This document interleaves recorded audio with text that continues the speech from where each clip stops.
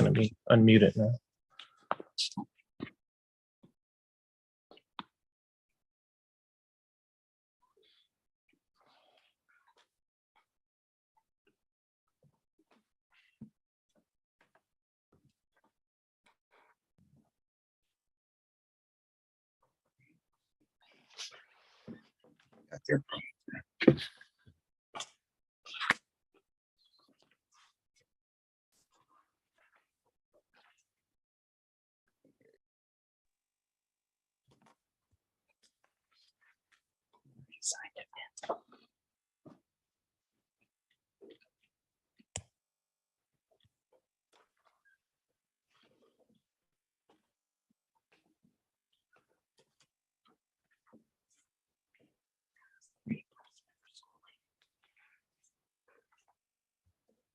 Okay.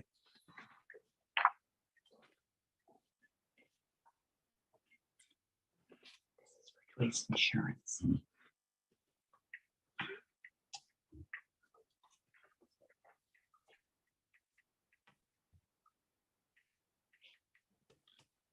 See, that's for Joe's browser.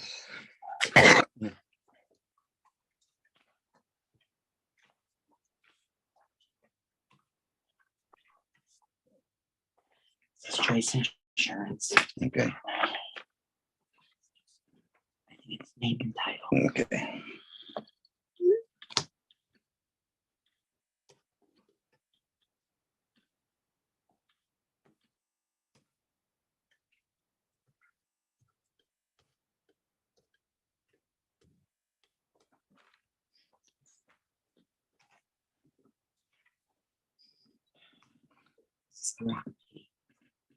Okay, that's Yeah. only coming to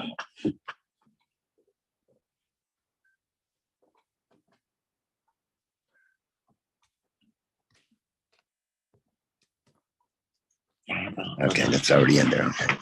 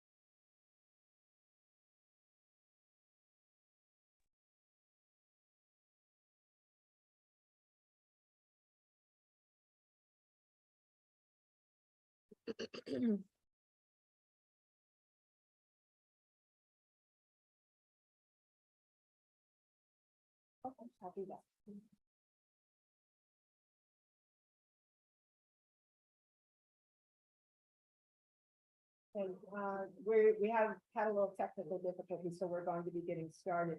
Just to make sure that everybody on the Zoom platform can hear, could Attorney Raddick, could you let me know if you can hear? I can hear you. Can you hear me? Yeah, I can hear you through My phone or yeah, my, yeah. you have to turn your volume on your computer on. And up. There you go. You had it. It is all the way up. Or That's my speaker. Let me see.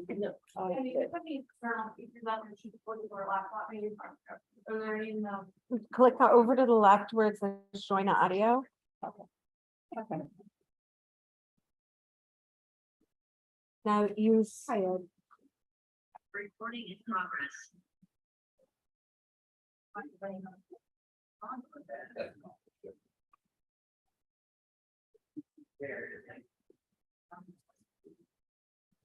Okay.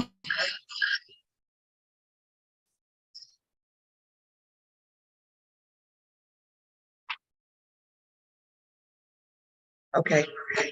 Echo, mute your microphone. And then anybody else besides me? Where's my, oh, there it is. Okay, anybody else? Nope, you need to mute that. Is it echoing? No. And then Aaron, if, why is it my volume? Melissa, if you could turn your volume down as well. I know, I'm working on it. Thank you. Okay. Right.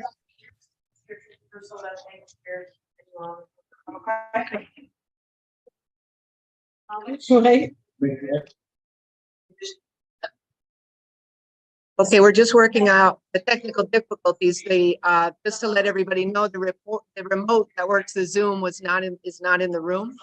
And so we're trying to figure out a backup plan to be able to make sure everyone on the Zoom platform is part of the meeting as advertised. So anyone who's outside of this computer is muted, I guess, so that we don't get the feedback. Okay, then I think we are good to go. We already had confirmation that everybody can hear, and we can hear members of the Zoom platform. So we are going to begin. And I am going to call this meeting to order. I'd like to welcome everybody. This is the August 16th, 2023 Luzerne County Board of Elections and Registration meeting. Again, I apologize for getting started just a little bit late with the technical difficulties. We'll begin by standing for the Pledge of Allegiance and a moment of silence. I pledge allegiance to the flag of the United States of America and to the republic for which it stands, one nation, under God, indivisible, with liberty and justice for all.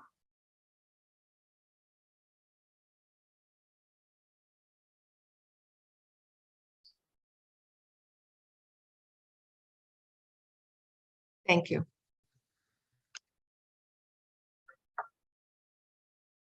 Since we're having a little technical difficulty, if there's any time that those on the Zoom platform aren't hearing, please unmute and just jump right in. We're going to just try to make sure that this works well and that you're all hearing.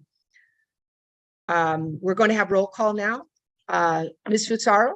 Here. Mr. Mangan? Here. Mr. Schramm? Here. Ms. Cerniak? Here. And Ms. Williams here, all present. Is there a motion to adopt the agenda? Motion. Motion by Ms. Fusaro. Is there a second? Second by Mr. Mangan. All in favor say aye. Aye. Any opposed? Any abstentions? None heard. The agenda is adopted. And we will now move into public comment on agenda items. This is an opportunity for members of the public to address the board on matters listed on the agenda. It's limited to 3 minutes and 1 comment time per person, please. We will start with those in person. And they'll go to, well, microphone. We're going to use one of the computers, I think, to have them speak into, since I don't think they'll be able to be heard from this distance. Okay. So we'll start with those who are in person. We're going to wait just a minute, and or I could flip it if he's working on getting something for the members of the public to speak into at the microphone. Are you signed into the Zoom? I'm saying he's getting speakers for you to put on your laptop, so it's on the computer. Oh, I didn't know if maybe you wanted to sign in and then have them to speak onto your computer. And they, oh, okay. So we'll start with those who are on the Zoom platform then, and we'll come back to those who are in person while we're getting this little bug worked out. Okay, so if you're on the Zoom platform and you would like to provide public comment, you can raise your hand by the bar at the bottom of the Zoom platform. There's a raise hand button.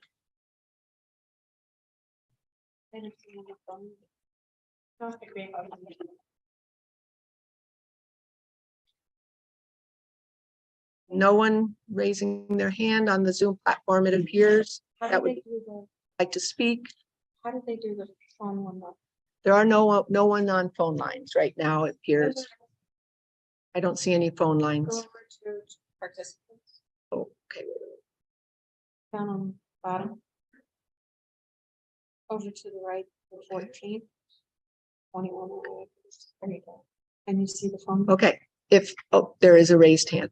Okay, I'm sorry. You know what, I was only seeing those who were panelists. Now I can see everybody. Okay, Mr. Rabo, go ahead. You have to put your. Okay, wait a second, Mr. Rabo. We do not, Manny. Mr. Ramirez. Oh, there he is. Okay. Madam Chair, this is Mark Rabo from Hazleton speaking. Okay, hold on just a minute, Mr. Rabo. I'm not hearing you. Let me see if I can. Speaker volume. You could get him. Thank you. There is phone line. That should help. Okay, try again now, Mr. Rabo. Go ahead and start over. Let's see. We just raised the volume. Madam Chair, this is Mark Rabo speaking. Can you hear me? I can, but I'd like you to be louder. Is there any way we can raise the volume of this? Mr. Ramirez? Aaron, could you go get Manny, please? He said 1 minute.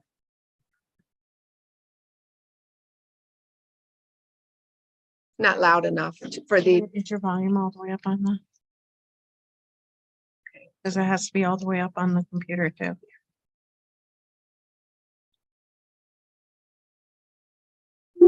That's why. okay, go ahead, Mr. Rabo. Wait right here until we hear. Mr. Rabo, go ahead and let's try again. Madam Chair, this is Mark Rabo of Hazleton speaking. Can you hear me now? Perfect. Yes. Okay. Go ahead, All right. Mr. Okay, Mr. Thank Rabo, you. just state your municipality again. Thank you, Madam Chair. This is Mark Rabo from Hazleton speaking.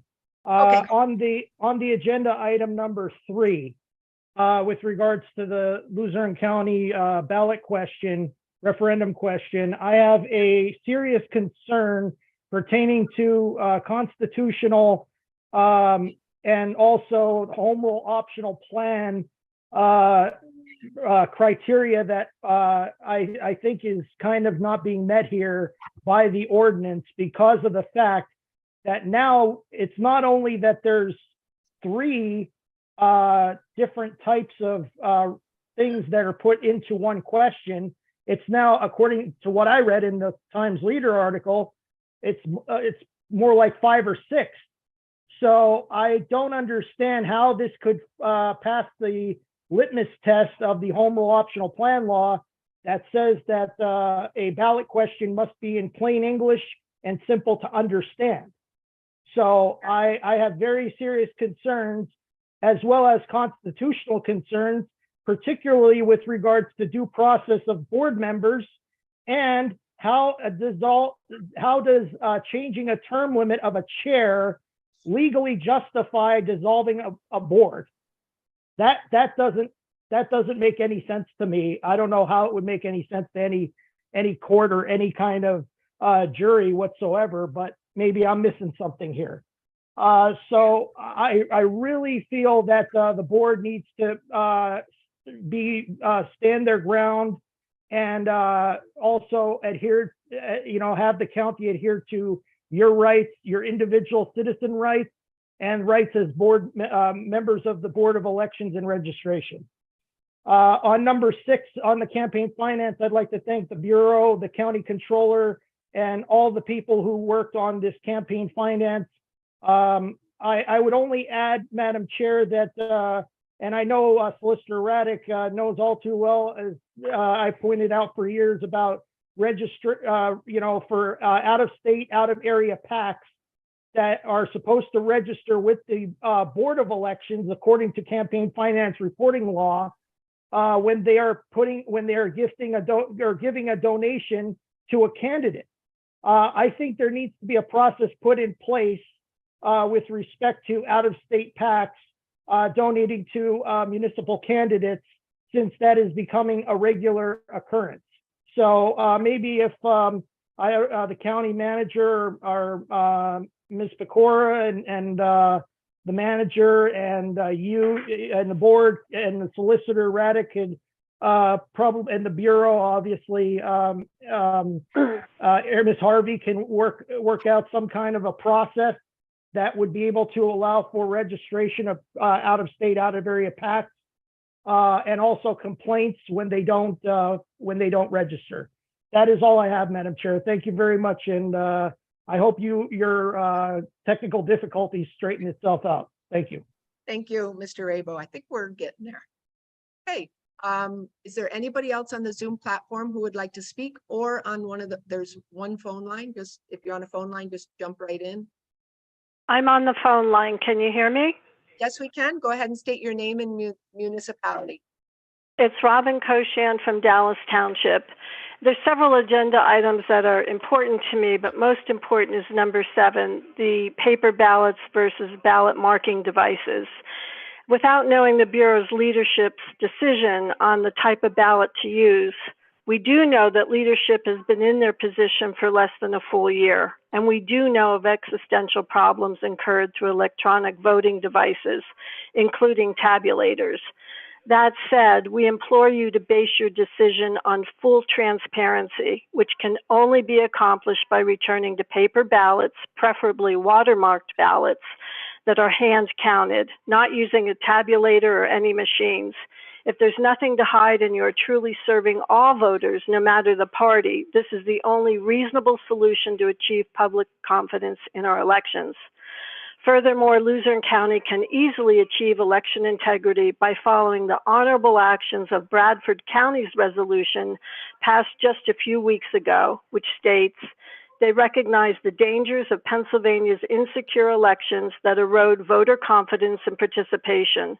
They fully endorse the immediate transition to paper ballots and hand counts by precinct, and the elimination of any and every election machine without excuse.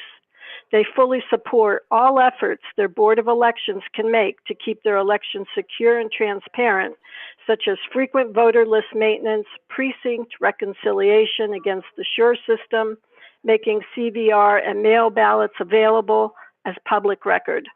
They go on record to endorse the nullification and reversal of Act 77 and its provisions for no excuse mail-in ballots and an immediate return to one election day.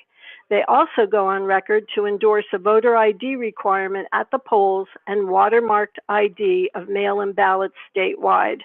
If you are sincere about providing honest, transparent elections and working for all voters, you can also easily do this. Election integrity is a nonpartisan issue that's critical to the health of our county, our state, and our republic form of democracy. We implore you to help change Luzerne County's image of corruption by actively working for election integrity, which is something you could be proud of.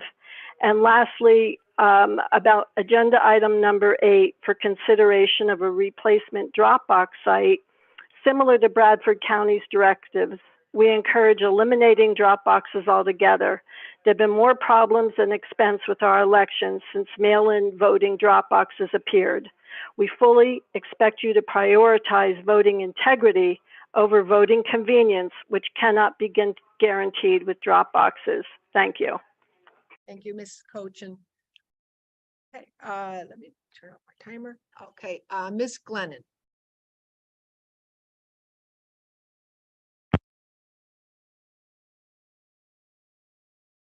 I think you'll have to unmute Ms. Glennon. There you go. Thank you. Claudia Glenn, Salem Township. I'm sorry, the whole screen was different. And so I'm trying to adjust to this new web presentation or Zoom presentation. I mostly want to discuss item 3. I sincerely appreciate the unfortunate position that the Board of Elections has been put in by the County Council. But I agree with Mr. Rabo, who spoke earlier, that it is way too convoluted for anybody to understand, even those that are intimately involved with elections and processes and informing voters on what their choices are. And I think it's just rife for all kinds of lawsuits. So if you have any chance to return it to council, I strongly encourage you to do it. And in response to drop boxes and election integrity, I think the only thing that's undermined election integrity has been the false reporting that the election was stolen in 2020. Thank you. Thank you, Ms. Glennon. I don't see any other hands raised or any other phone lines. Oh, I just saw. Okay, Ms. Coleman. You'll need to unmute Ms. Coleman and then you can go ahead and speak. I'm getting there. There you Hello. go. Oh, no. Got a little feedback.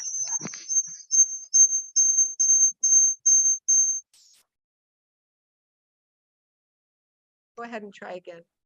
Hi, can you hear me now? Yes, that's good. Just state your name and your municipality, please. Sure. My name is Alyssa Coleman and I'm from Swoyersville Borough. So I wanted to speak to mostly the issue 7 that has been highlighted a bit, paper ballots versus use of ballot marking devices.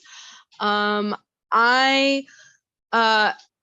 want to echo, I'm a librarian. I have a lot of, my whole job is about, the dissemination of knowledge. And I will submit that, like, to my knowledge, there hasn't been really any evidence of mass voter fraud in any elections in the US. And I think that,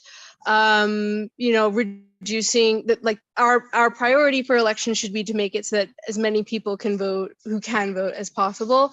And, I'm from New Jersey, and in New Jersey, most municipalities had drop boxes for people to put in. And honestly, I find it a little difficult to vote because I prefer to use drop boxes, and the fact that the drop boxes are only in a couple places in Luzerne County, they're not easily accessible by most of the public. It's even hard with my job because I work 8 to 4, and the building where the drop box is located in is only open from 8:30 to 4:30, so it's like 30 minutes for me to even cast my vote. And I think that I don't know. I also feel like moving just to paper ballots would be kind of a mistake. Hand counting is very strenuous. It requires a lot of training, a lot of effort. And it also requires it's prone to human error too. You have to recount tons of times. I think the fact that we have these voting machines is because people realize that it's very labor intensive and it needs to be automated somehow if we're going to get results, within a day or two and not weeks or months. So, and since, we're coming into a presidential election next year, I think it's really important that we use evidence-based decisions when it comes to, how we perform our elections, and we really shouldn't be basing our decisions on, the whims of what people believe, I guess. And as far as I know, as most of what this has been litigated a lot, and all the litigation has shown that there really isn't enough evidence to suggest that we need to really increase our paper ballots. Not to mention the fact that we've already had issues with paper ballots before. I remember there were plenty of people who were turned away, I don't know if it was last year or the year before, from voting because they ran out of paper at the polling places. So anyway, that's what I have to say. Thank you for your time, Madam Chair, and the rest of the board. I hope you have a good day. Thank you very much, Ms. Coleman. I don't see any other hands raised on the Zoom platform.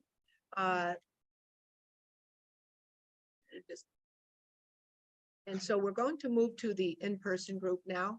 And so I just want to make sure with Manny that when someone gets up to speak, that the people on the Zoom platform will be able to hear those who speak within the room.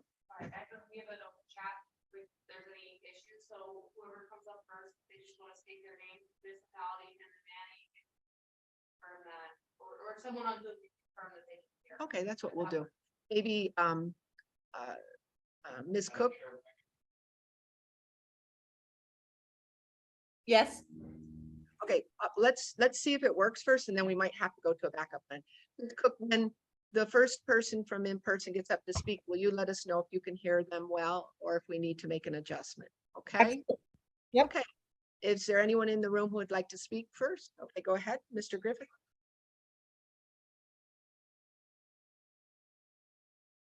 Go ahead and do like a test. Can you hear him?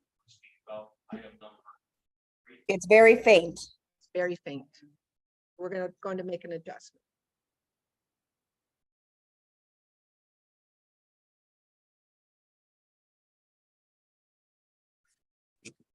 There, how about that? I'll use my phone as a microphone. You just turn your sound off. Oh, now I have to figure out how to do that again. Okay. Yeah, just, Okay. yeah, did you mute? Okay, you're okay? Okay. So, the item I want to talk about is item number 3 on the agenda, and item number 6. Item number 3, the concern that I have, and I've had this concern since council passed this ordinance, is the ordinance is not drafted properly in the proper format, according to the statute, according to home rule optional plans, as Mr. Rabel alluded to. And it's very convoluted for the voter. And the statute, clearly in the referendum statute of the state handbook, it says ballot wording has to be no more than 75 words. So the Office of Law basically did was they drafted a question that has less than 75 words, but it doesn't include all the changes that are going to happen with that question. What they did was they put it in the plain English question, so everybody has to read the plain English in order to know what they're voting yes or no to on the actual question that's on the ballot. Very, very confusing. The statute is clear. It says that the question has to be not misleading, and it has to be the place where people have a ability to understand the question totally. This question is laid out is clearly not that in that format. It basically says that they're changing the appointment and membership of the Board of Elections and Registration to 5 members, all appointed at least by the members of the county council, with the entire amendment to read as set forth in the ordinance number 2023-12. If the voter doesn't know what ordinance 2023-12 is or read, they're going to be voting under the premise that they think they're going to be changing the Board of Elections to 5 members, all appointed by council. That's basically what the person's going to be voting yes to. In truth, though, in reality, what they're actually voting on is they're changing the members to 5 members, which are already there, appointed by county council, because the one is not. So that's the change that they think they're going to make, is that the chair is not appointed by council currently. The chair is appointed by the board. So a lay person voting for this question is going to think all they're voting for is to change the structure to 5 members voted on by county council. If they do their due diligence and do the reading, they're going to find that they're also changing not only the way they're appointed, but their term. They're also changing the fact that a board member can actually sit on the board and be a candidate, which is insane. The state law doesn't even allow that, but they put that in their ordinance. It says section 808 removes the restriction placed on election board members, which disallows the board member from filing a petition for nomination or election to elected office while serving on a board. So if I'm running for county council, I could very well sit on that board and certify my own vote. That's insane. We were talking about election integrity. How do we fix election integrity by going backwards? I don't understand that. This question is totally wrong. And I also have an issue with the Office of Law advising this board on what they should or should not do when they're the same Office of Law that drafted the question. They drafted the question, they put it all before council, and now that very Office of Law is telling this board that you guys cannot have your own solicitor to get an independent opinion. That's insane. That's conflicting all over the place. So I strongly urge the board to challenge this administration and challenge the Office of Law and vote no on the question. Make them take you to court. Make them bring a lawsuit against this board for not putting the question on, and then go from there. And then maybe we'll get some resolve for the issue and we'll get some clarity. So Thank you very thank you. I'll leave my phone here for anybody else that needs to speak. Okay. And just to confirm again with Ms. Cook that you heard that all clearly and. Yes, yep, he was very clear. Oh, okay, now that's gonna get. Yes, it was clear. Okay. You heard it clearly. Okay. I'm not a technical person, So this is very challenging for me, but I'm handling it. Okay, we're going to go to the next in person. Go right ahead. Hands raised.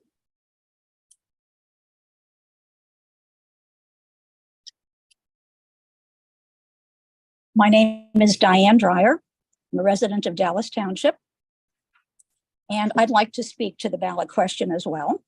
I would like to say that I share Mr. Griffith's concerns about the ballot question. In my opinion, this ballot question, which will restructure the election board so as to give county council more control, is a solution in search of a problem. The election board's composition is now nonpartisan.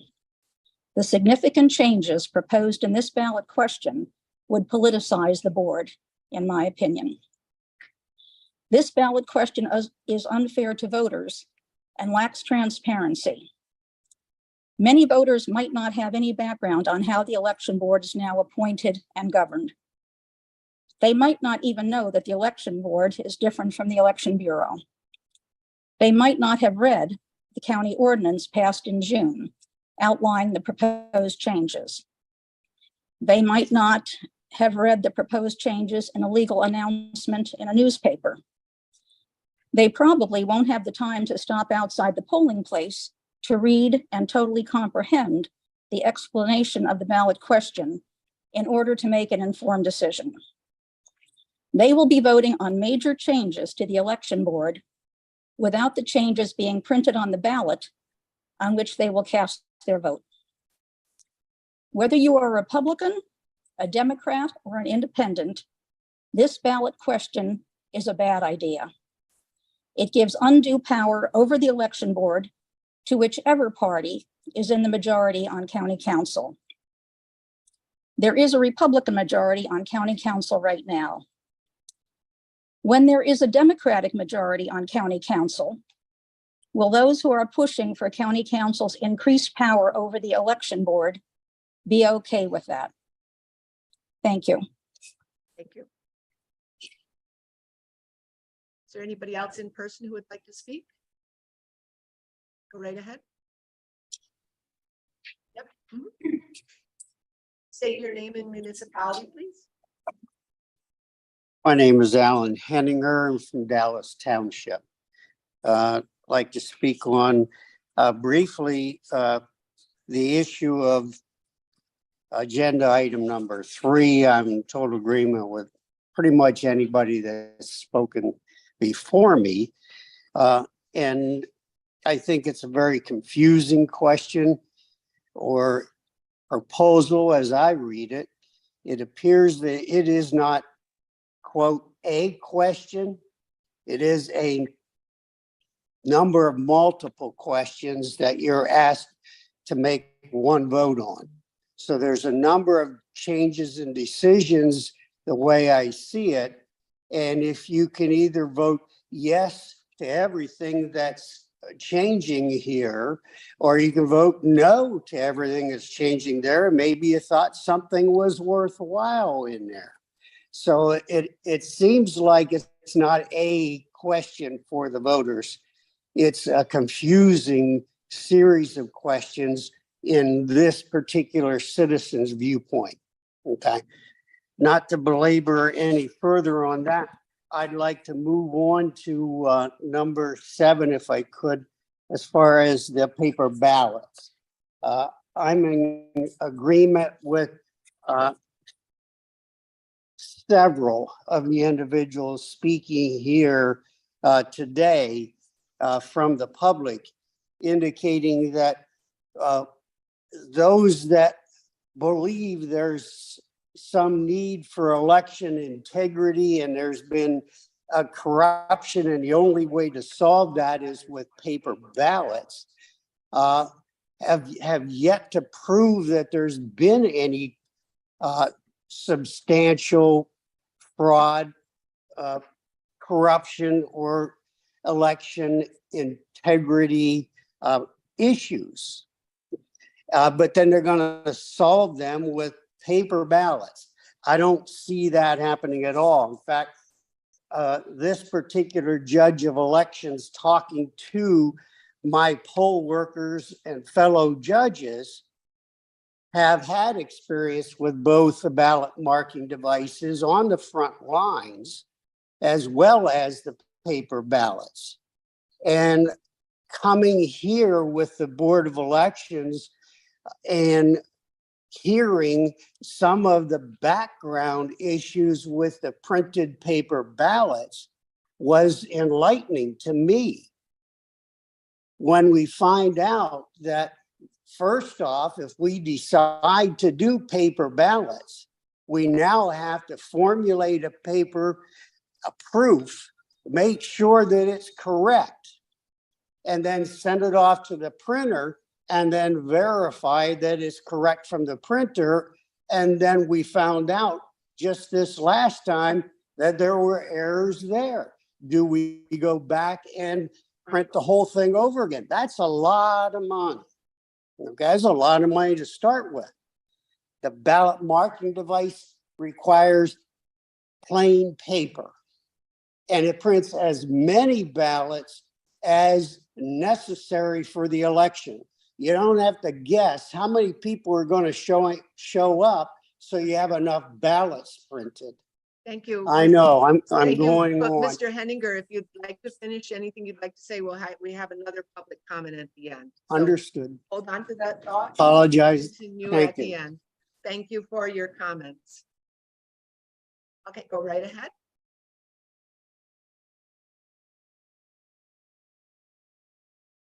My name is Anita Frank and I live in Wilkes-Barre City, and I came here tonight because I am concerned about the ballot question. It is a rare day that I agree with Mr. Griffith, but in this case I do. That question is poorly worded and confusing. I have followed the issue in the newspaper, and I do not want to see the county council making this power grab just because they can. So I support you doing a difficult job, and I hope that you can stop that question from getting on the ballot. I trust you, not them. Thank you, Ms. Frank. Apologize for my phone. All this technical stuff overwhelming me right now tonight, and I'm keeping it on because I do the timer. So sorry, I apologize that went off. Anybody else in the room who'd like to speak? Go right ahead.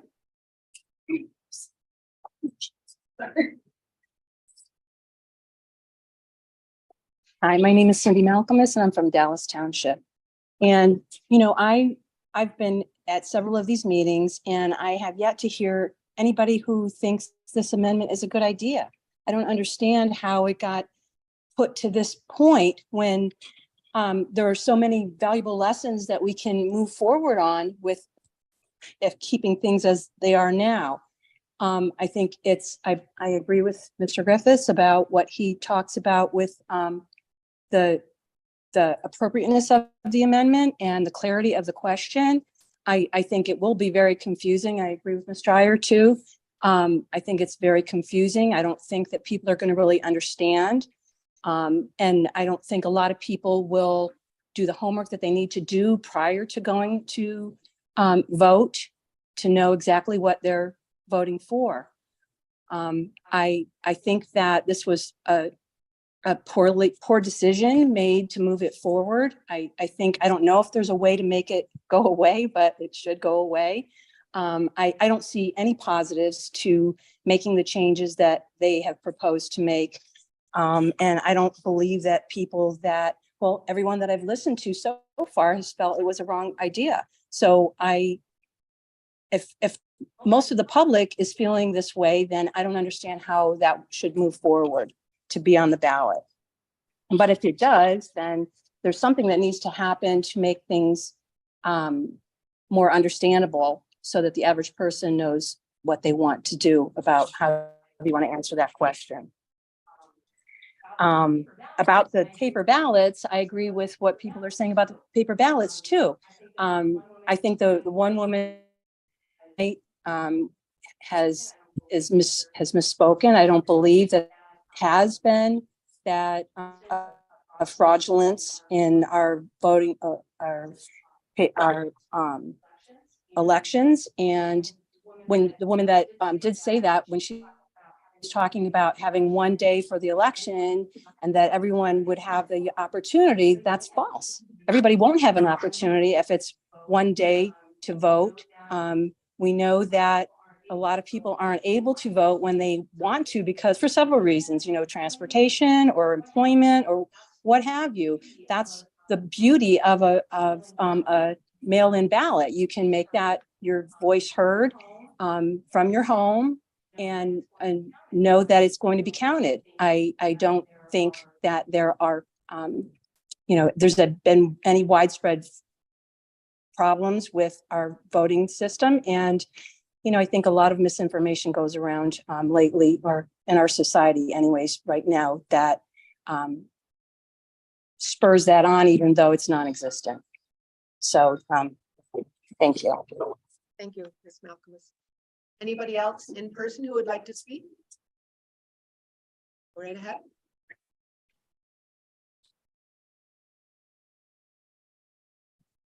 Hi, my name is Katerina Goretta. I'm from Kingston Borough. I also agree with everyone who has spoken. Many people will not understand the wording of the question. They will not research or read the explanation of the ballot question. Most people I talk to outside of this area don't know anything about it. The charter amendment wording is confusing, manipulative, and just corrupt.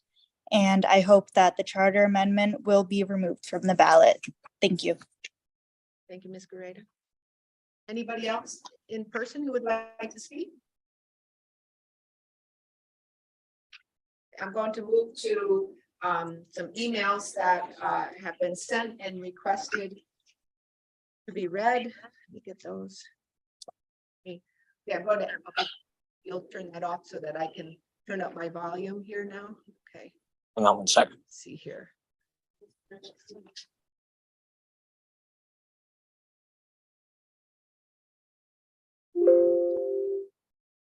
everybody hear me now? Yep, you're good. Okay, thank you. Okay. Okay, I'm going to read, the first one is from Alicia Hoffman Mirilovich from Fairview Township.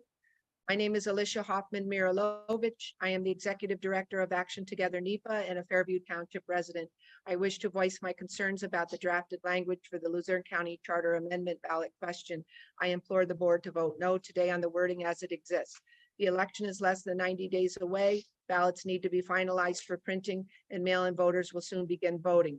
Any question being put before voters this cycle needs to be ready now. However, the ballot question draft provided by County Counsel and the Office of Law is not clearly understandable to the average voter, nor was it constructed with the voter in mind. The current language has serious flaws that must be addressed. Those concerns are as follows. The question does not clearly state all of the changes to the charter and merely includes a reference to the ordinance passed on June 13th, 2023.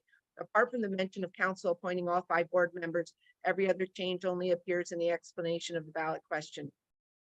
If a voter does not read the explanation, it would be reasonable for them to assume that they are only voting to allow the appointment of all board members by council. Many voters do not subscribe to newspapers and will have limited opportunities to read and digest the ballot explanation, especially given that the explanation will not be printed on the ballot. The amendment is long and complex, and to ensure transparency, it should be broken into multiple questions. The drafters of this amendment are placing the Board of Elections in the position of either approving a misleading question or substantially redrafting language without a vote by council. As Chair Williams told the Times Leader, this amendment should be broken into multiple questions to ensure that voters are making an informed choice. Ideally, each of these questions should have been subject to a separate hearing and vote by County Council. However, Council has chosen to deprive voters of a real opportunity to evaluate each of these substantial changes to the charter on their own merits. For example, the removal of the prohibition on sitting board members filing petitions for elected office was not publicly discussed during the hearing at all. Reporters covered this issue this week when the board released its agenda, which included the first publicly available copy of the ballot explanation. Let me say that again, this week was the first time that any voters have seen the question and explanation from an ordinance passed 2 months ago. For several election cycles, Action Together members and staff have attended Board of Election meetings and observed the elections adjudication process. We have witnessed firsthand the dedication, professionalism, and expertise demonstrated by the Board of Elections Chair Denise Williams and fellow board members.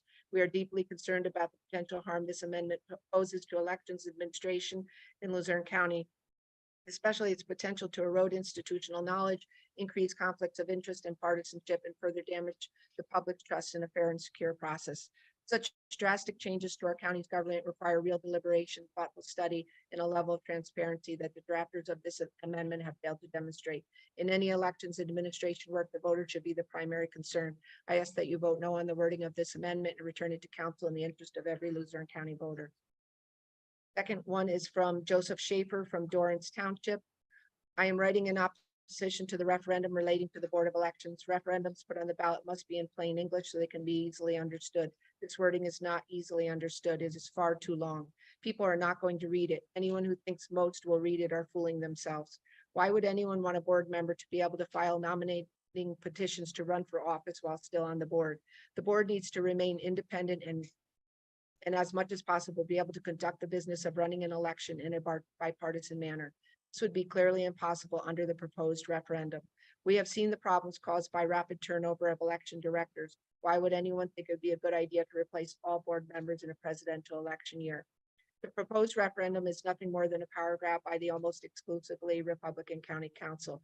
By giving them the authority to appoint all 5 board members, they can decide if election results will be certified.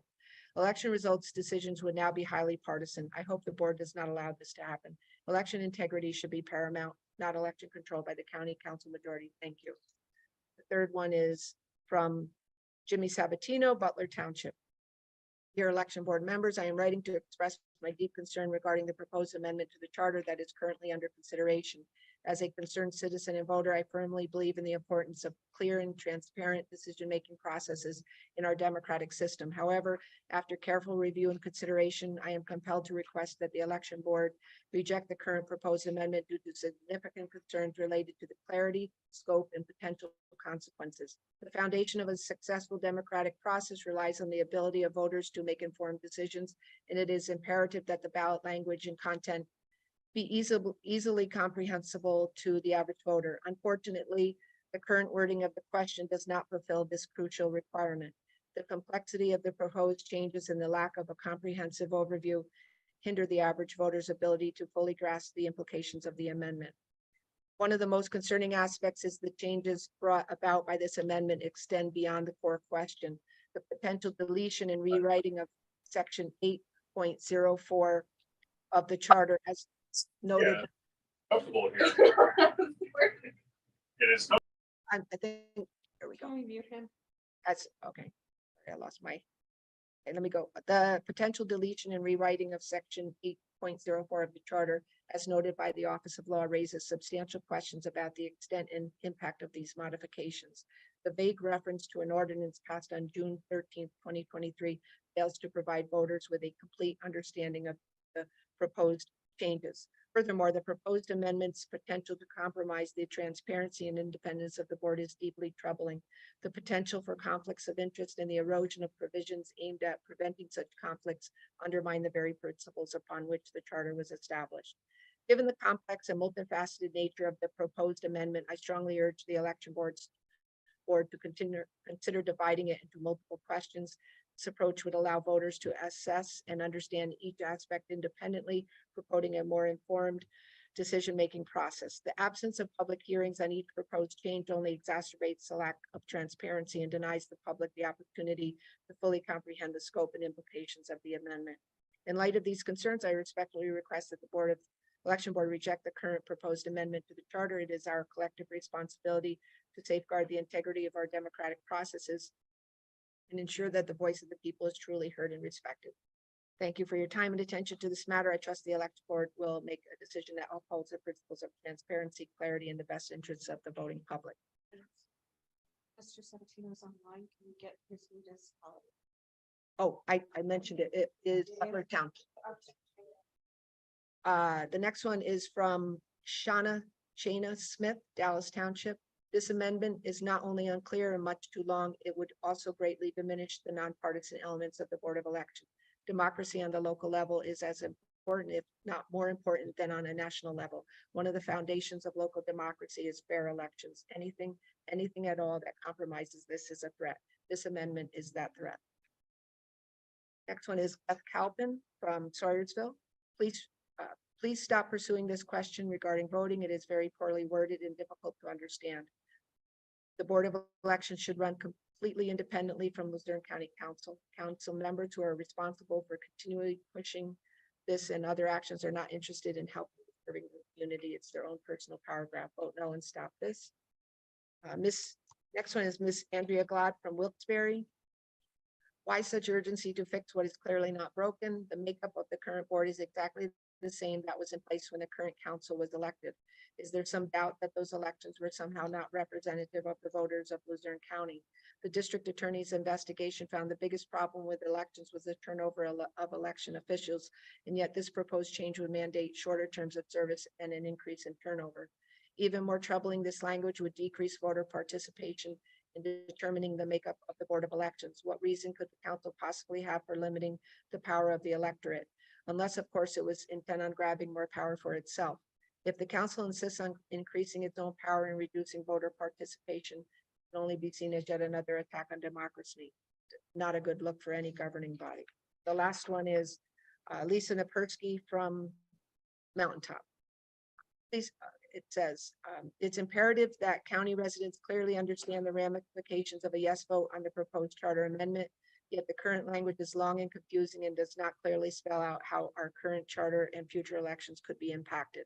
Voters need to be aware that the intent of this referendum is to give council power to drastically change the makeup of our nonpartisan Board of Elections by giving council authority to appoint all 5 members and vacate the current board only months before a presidential election. Additionally, the new loosey-goosey rules would not prevent potential board members from switching parties, theoretically allowing council to appoint 5 board members with the same political bias. I urge the board to ensure any question put before voters is crystal clear and insist that council fund a vigorous campaign to educate all county residents about the proposed changes before the November election. Okay. So that'll be the end of the public comment. We're now going to move into the approval of meeting minutes from July 12th, 2023 regular meeting. Is there a motion to approve? Mr. Mangan makes the motion. Is there a second? I'll second it. Seconded by Mr. Schramm. All in favor say aye. Aye. Aye. Any abstentions? Opposition? None heard.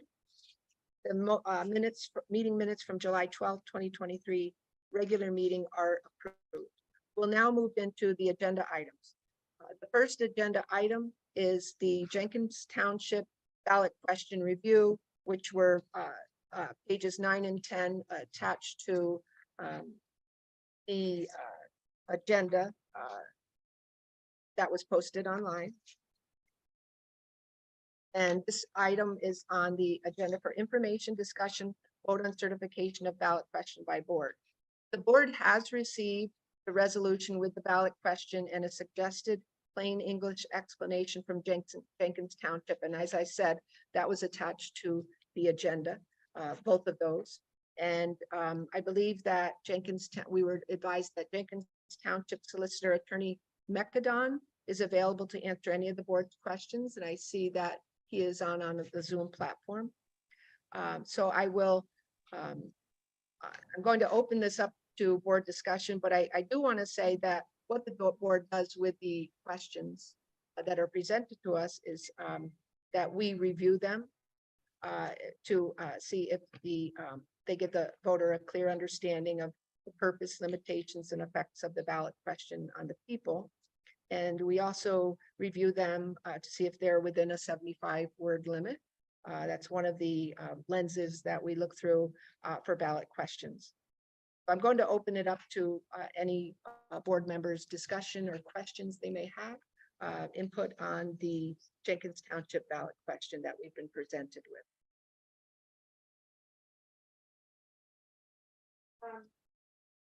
Attorney Mekadon, my question. I don't know if he can hear you. Yeah, it's very low. Can you hear me? Hold on. I don't know if, let me. Okay, can you hear me? Yeah, I can. Can you hear me? So my question, Can you hear you? I think so. I don't know. Did you turn your I turned volume? mine down. You go ahead. Oh, I have to turn my volume up then, right? Okay. Okay, can you hear me? Yes. Can you hear me? Yes, I can. Okay.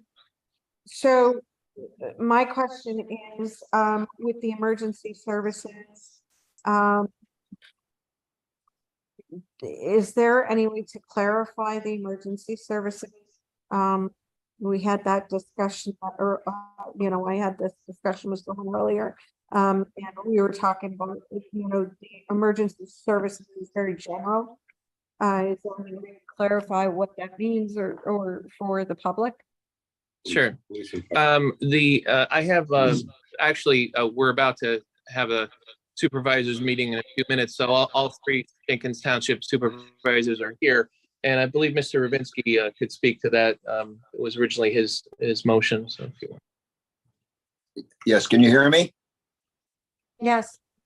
Okay. Yes, it was proposed because emergency services entails police and fire departments in the town and anything that goes with that. Okay.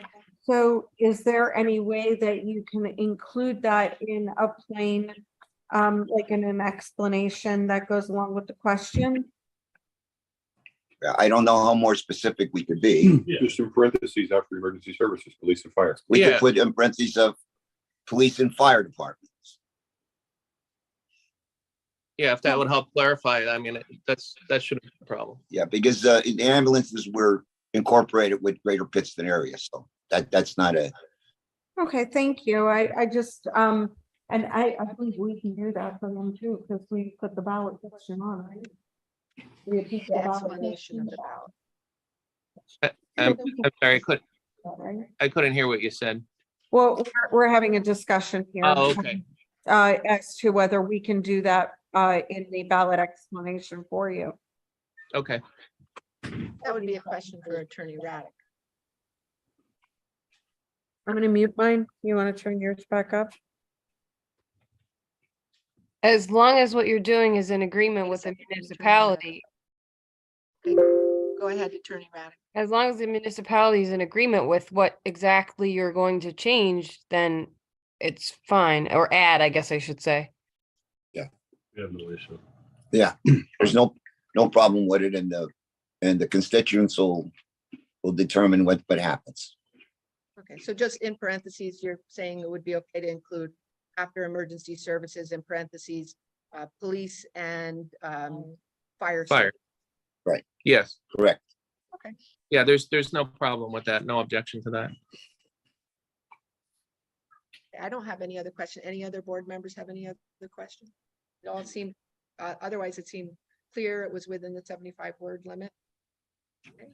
I guess at this point, Motion to approve the Jenkins Township Resolution number 8 of 2023 ballot question for the November 7/20/23 election. and the plain English explanation with the included police and fire services in parentheses. Okay. There's a second. Seconded by Mr. Mangan. We'll do a roll call vote. Mr. Mangan? Mr. Schramm? Yes. Ms. Cerniak? Yes.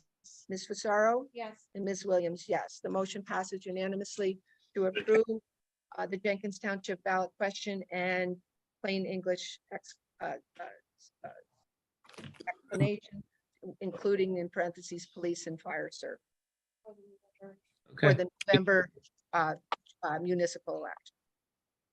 Okay, thank you very much. We appreciate it. Can I just ask that Attorney McAdon, can you just make that change and send it to the board so that we have it from the municipality with that change on it, please?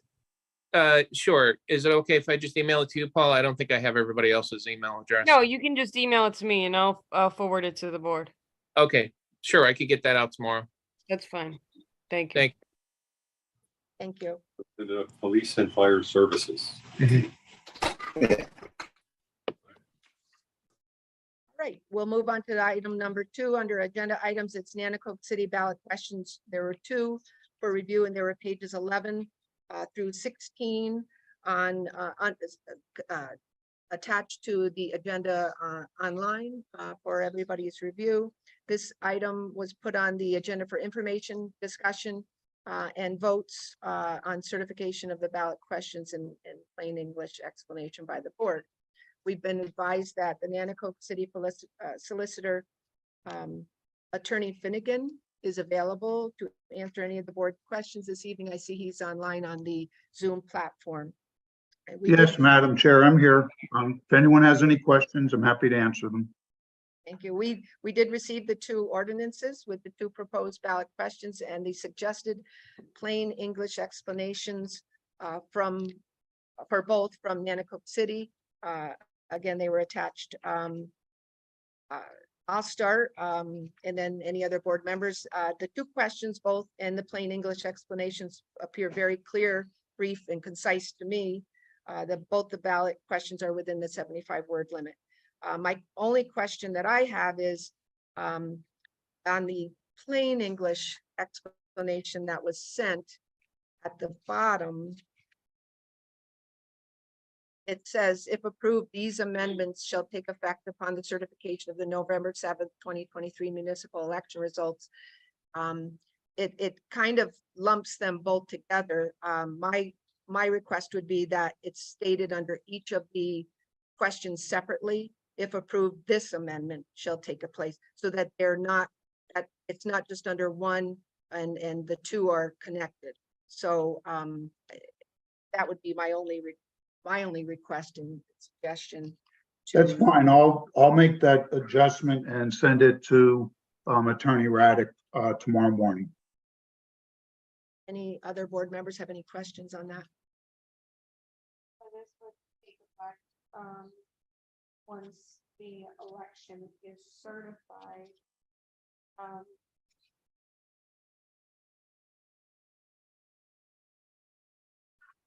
What about the council member that is on the ballot?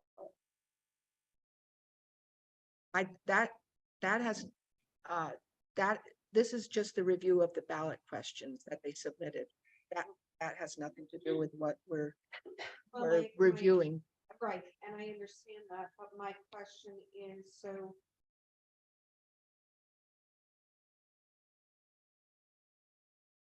I guess my question has to do with timing.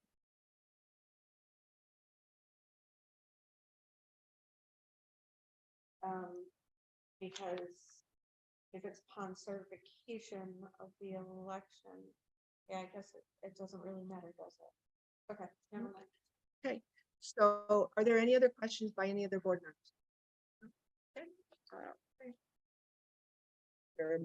I'll make a motion to approve each of the two ballot questions submitted by Nanticoke City and their plain English explanations with the suggested change with adding that one line at the bottom to each have their own statement about when they take effect.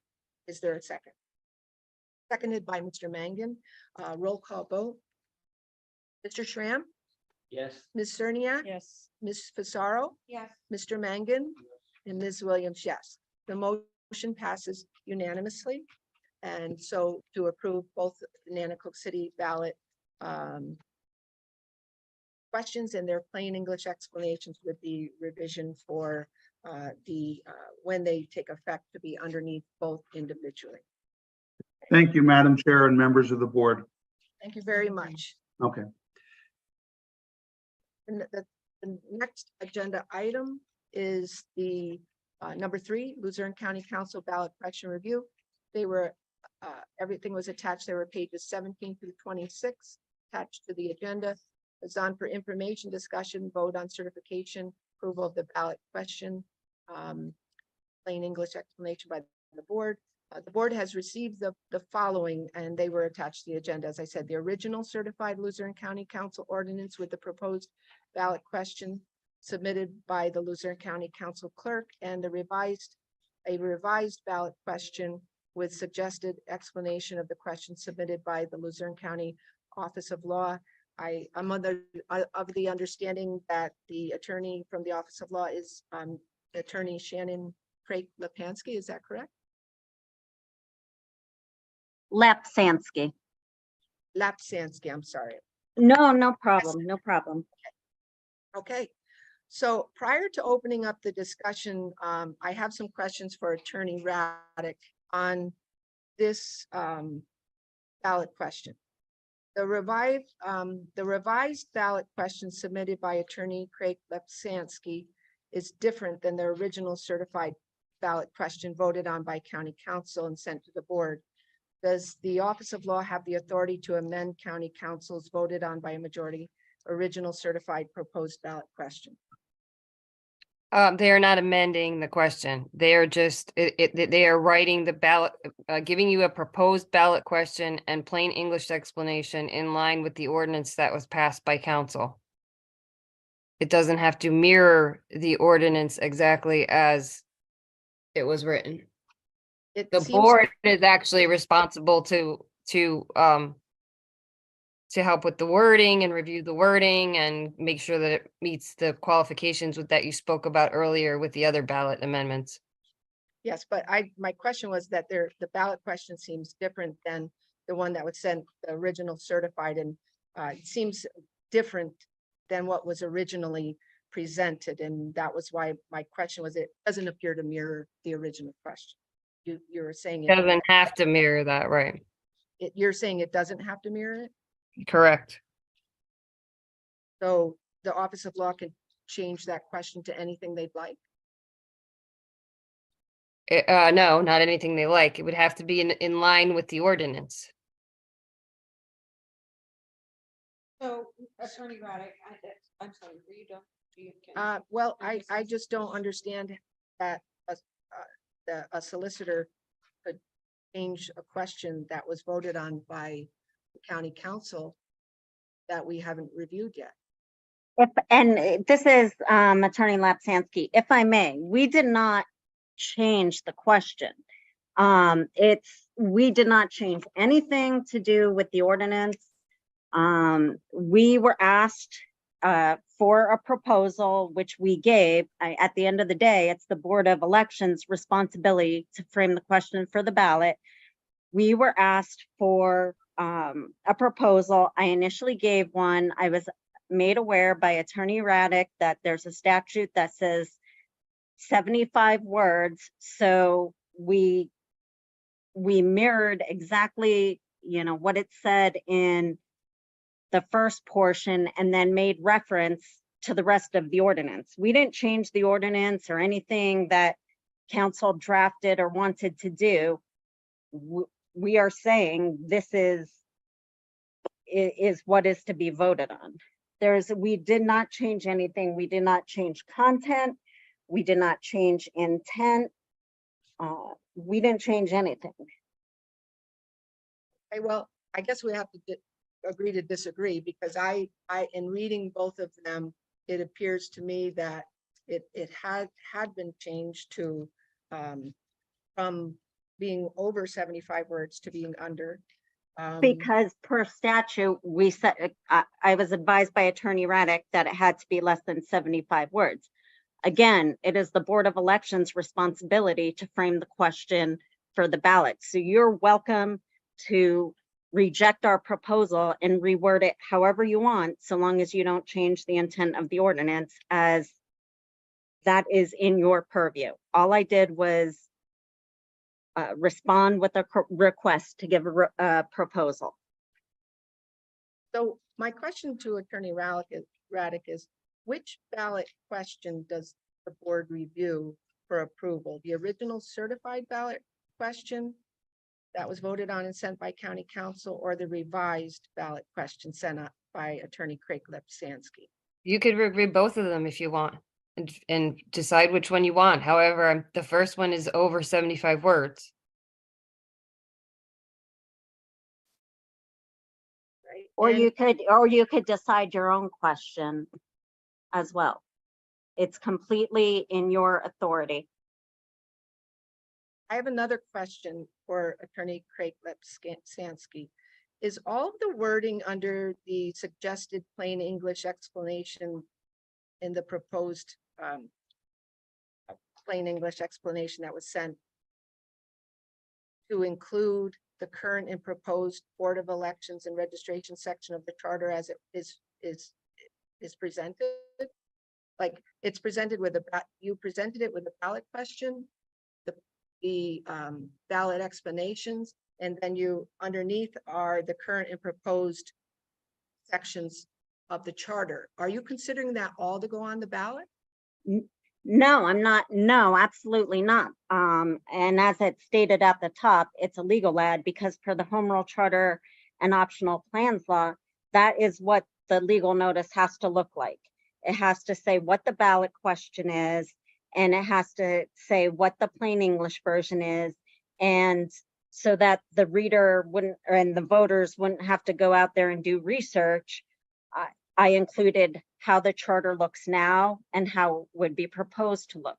So that is how, by law, it would be advertised. That is not what's proposed to be the ballot question at all. It's the plain English version is for the purpose of advertising under the law. Right, but the on the ballot is, it's required to be, and Ms. Harvey and maybe Ms. Raddick could help me, just so that the public is aware, because I think there was a Times Leader article that said that the plain English explanation of the ballot of question does not go on the ballot, but it does go on the ballot. It's the ballot question and the plain English explanation of the ballot question are required to be on the ballot. Is that not correct, Attorney Raddick?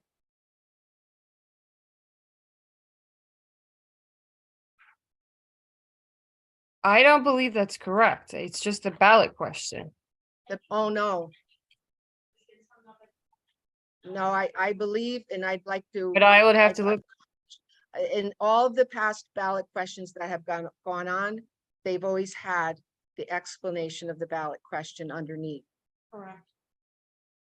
And that's why Oh, I'm sorry, go ahead. I didn't mean to talk over you. I was just wondering, where does that explanation of the ballot question end on the proposed Office of Law's submission?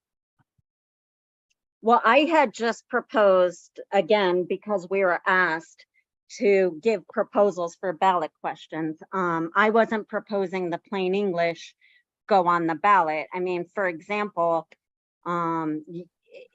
taking that into consideration, there's no way a home rule charter could ever be adopted because the ballot question would be, should we adopt the home rule charter proposed by the Government Study Commission, yes or no? And if you have to include all the text in a plain English question, you can't tell me that all however many 100 pages, however many pages there are in the charter went on the ballot. I'm under the understanding that the plain English explanation of the ballot question must be on the ballot. So here's the law. The county boards of elections shall prepare a statement in plain English which indicates the purpose, limitations, and effects of the ballot questions on the people. The statement shall be published as part of the notice of elections required by section 1201 or any other provisions of this act.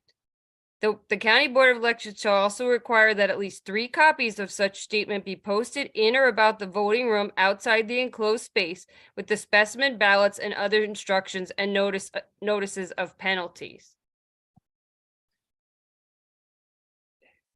Every ballot question that's been on the ballot since I've been on the board has had the plain English explanation underneath the ballot question.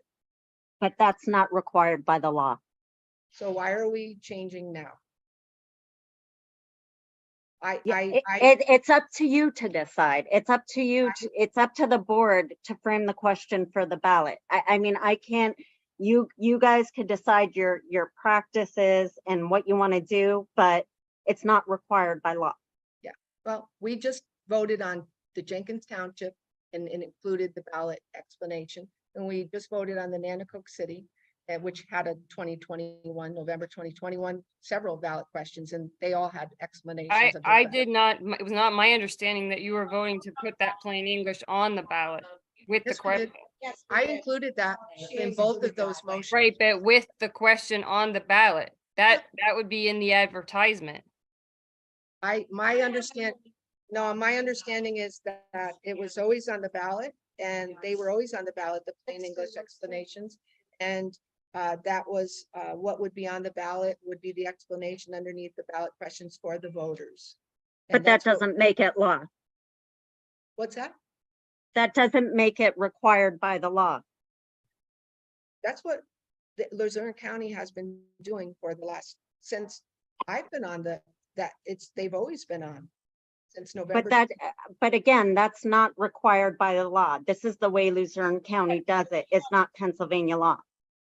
Well, I think I'd like to have the I'd like to have some an opinion presented to the Board of Elections on clarifying that and showing us the election code or whatever the law on that, because that is not my understanding at all, and that's not how it's been done, and all of a sudden this is a complete change. Well, I'm giving you my opinion, and my opinion is it goes with the notice of the election and the copies of the statement that are posted in the voting place. It's not on the ballot.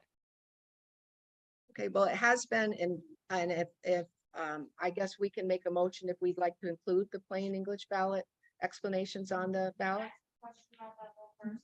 We're gonna have 3 ballot questions, 3 ballot ballot question explanation. How big do you think, like, what kind of have ballot? Yeah, well, we've done this before in the November 2021 ballot. Ms. Harvey was here when we had those Nanticoke city questions. Then there were 4, I believe, and actually we had a little problem because they needed a little bit larger ballot and there were issues. Yeah, yeah, yeah. You may have to order some more. The two, Jenkins Township and the Nanticoke City are very short, even with their explanations.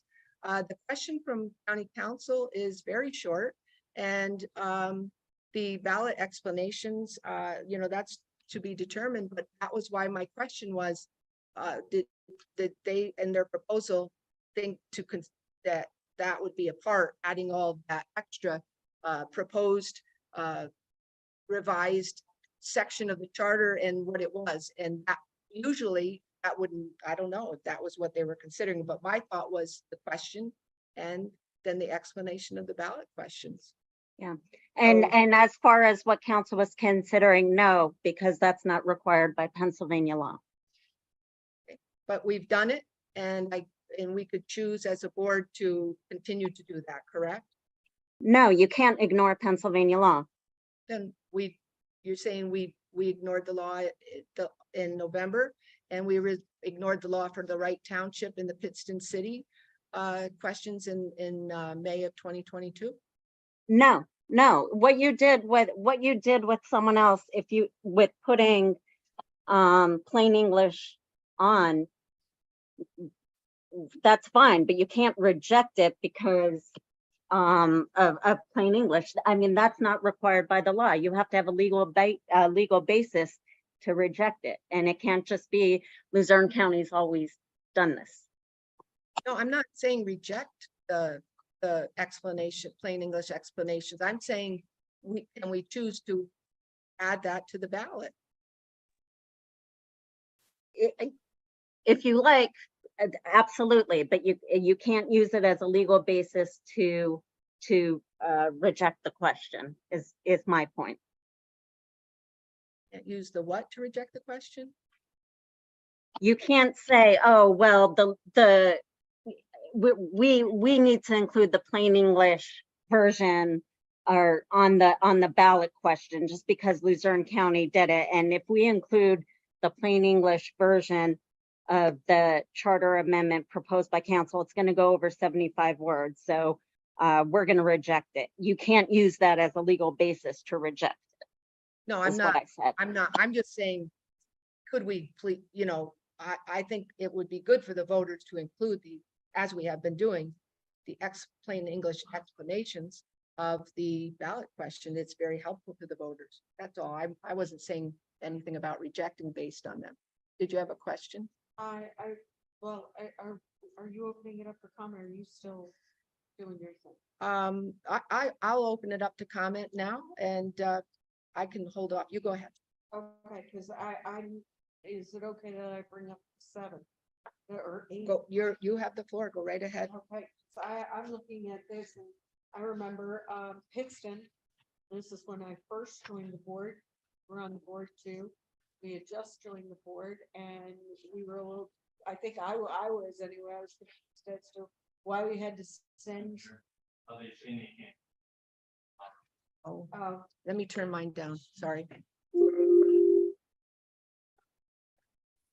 All right, can everybody hear me now? I'm hoping. Okay. All right.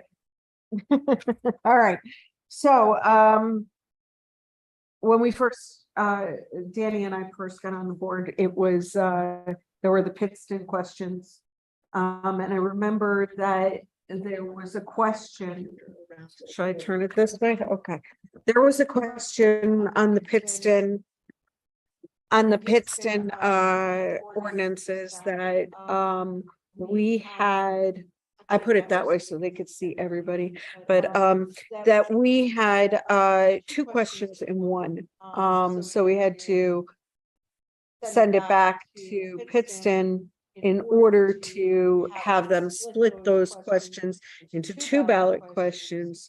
And I am looking at this and A, B, C, D, E, F, excuse me, G, H, I. So you're changing 8 things or 9 things? 8 or 9, right? Did I count right? Is there really 9? 2, 3, 4, 5, 6, 7, 8, 9. I thought there were 8 or 7 even, but now we're looking at 9. So you're changing 9 things with one question. Now, yes, attorney, what is it, Craig Lepsansky.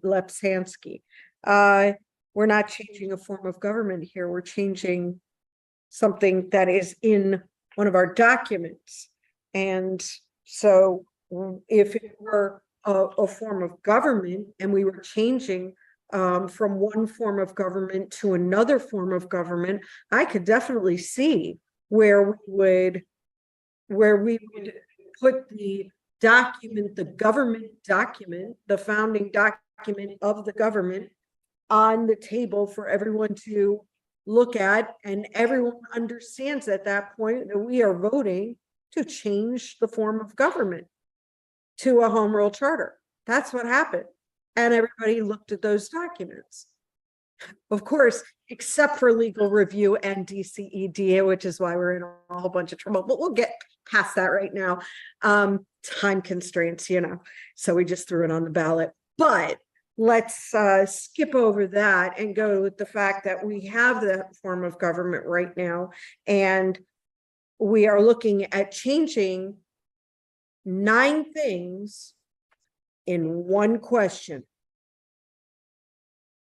I don't know if that's allowed, because when we had Pittston, we had 2 things that in one question, and we sent that back.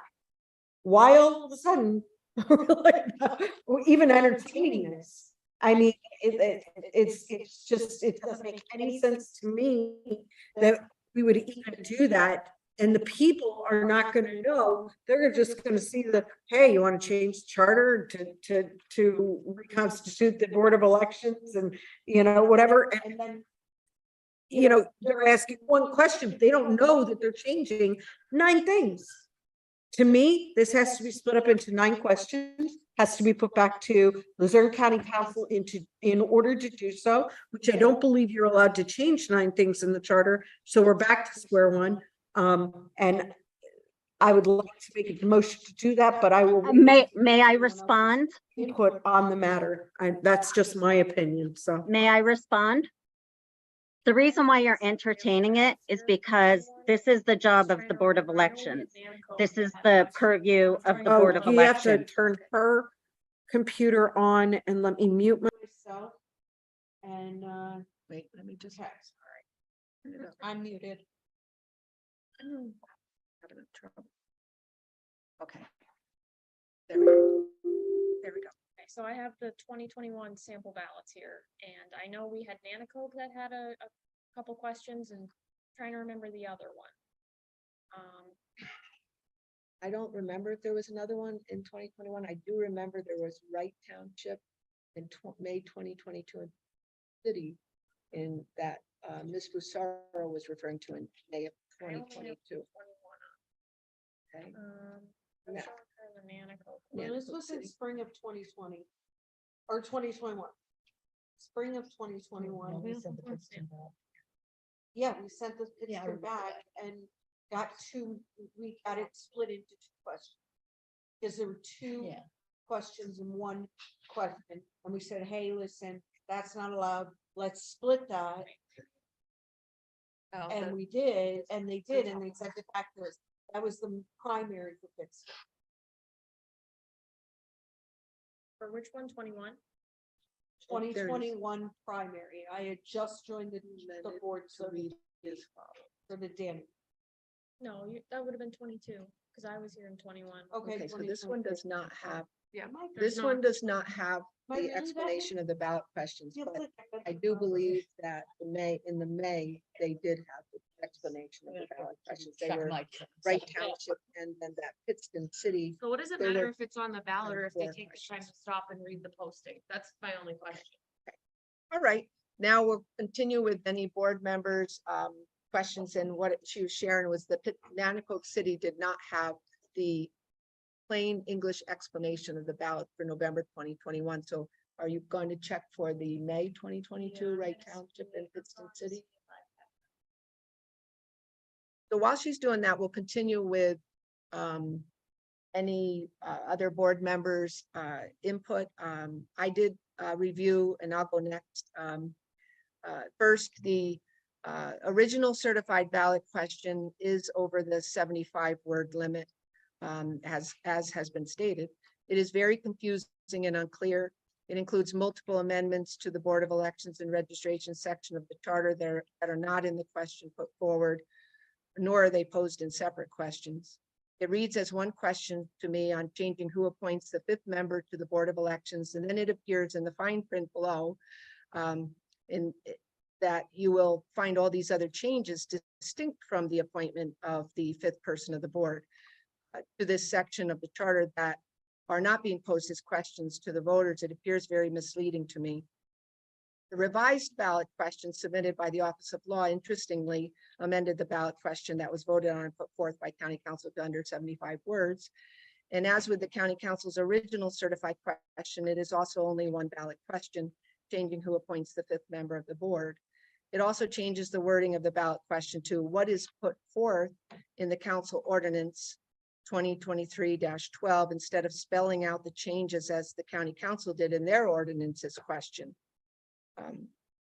The suggested plain English explanation explains the question on the change for who appoints the 5th member, but then it also appears to advise on all the additional charter amendment or changes to the charter, and it seems they should be their own questions to voters, not an explanation of the change of the 5th person.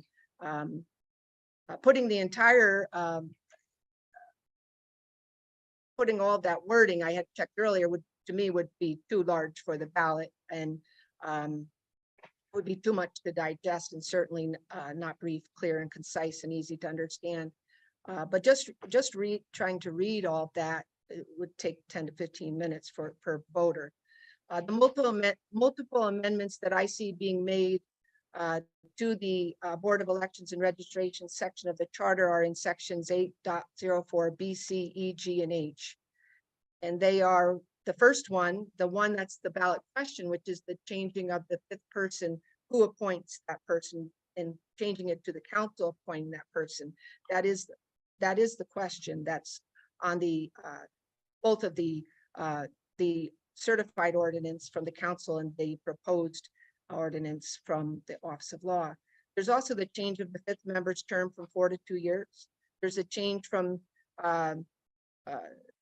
the board members appointing the chair to the chair being voted among all of the board members. There's a change of the board members at the time of their appointment having been a member of the same political party continuously for the past 5 years to 3 years.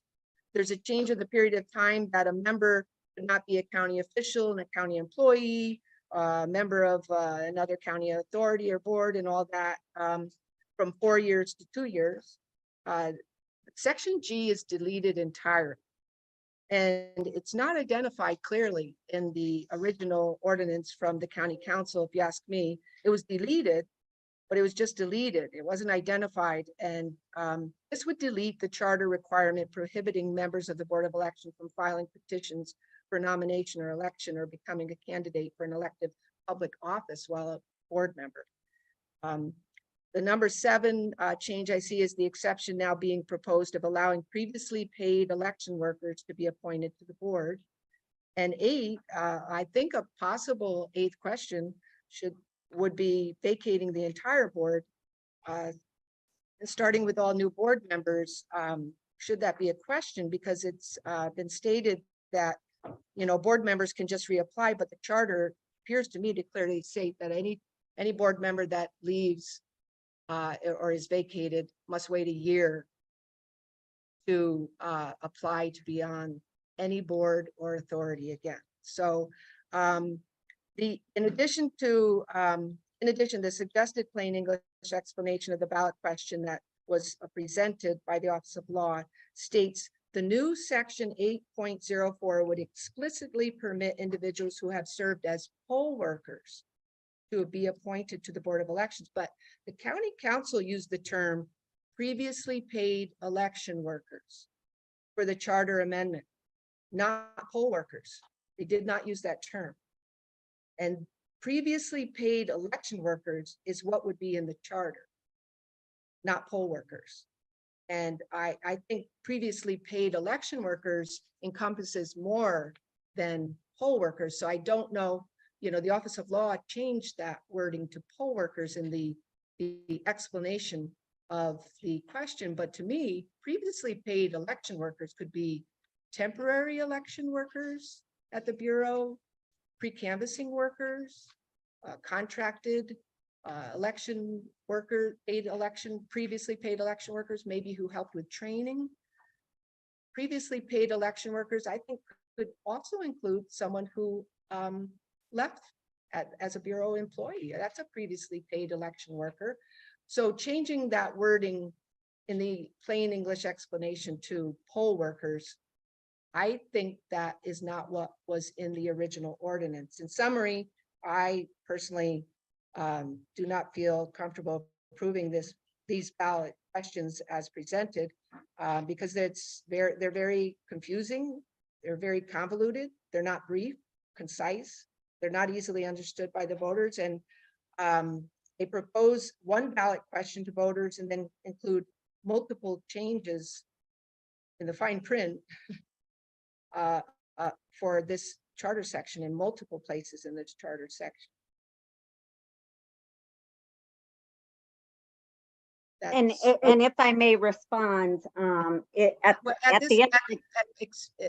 first, I'm going to ask if all the board members could give input, and then we'll have any responses from the Office of Law.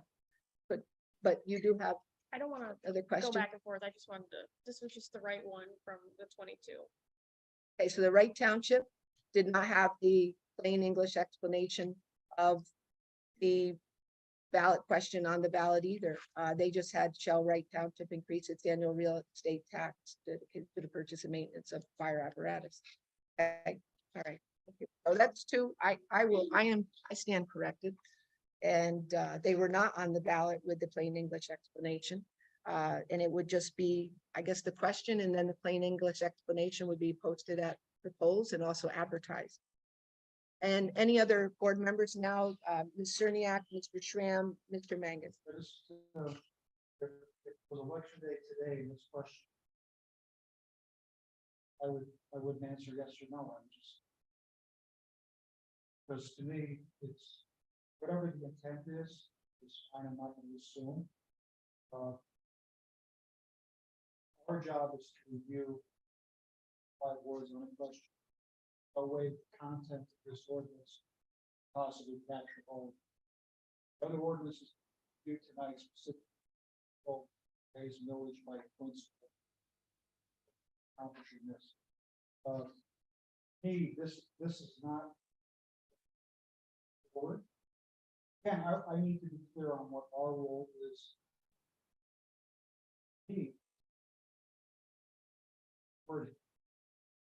not necessarily to agree or disagree with what they propose. So I think where this fails more, failure to create a question, simple and straightforward, for voters in the Zoom.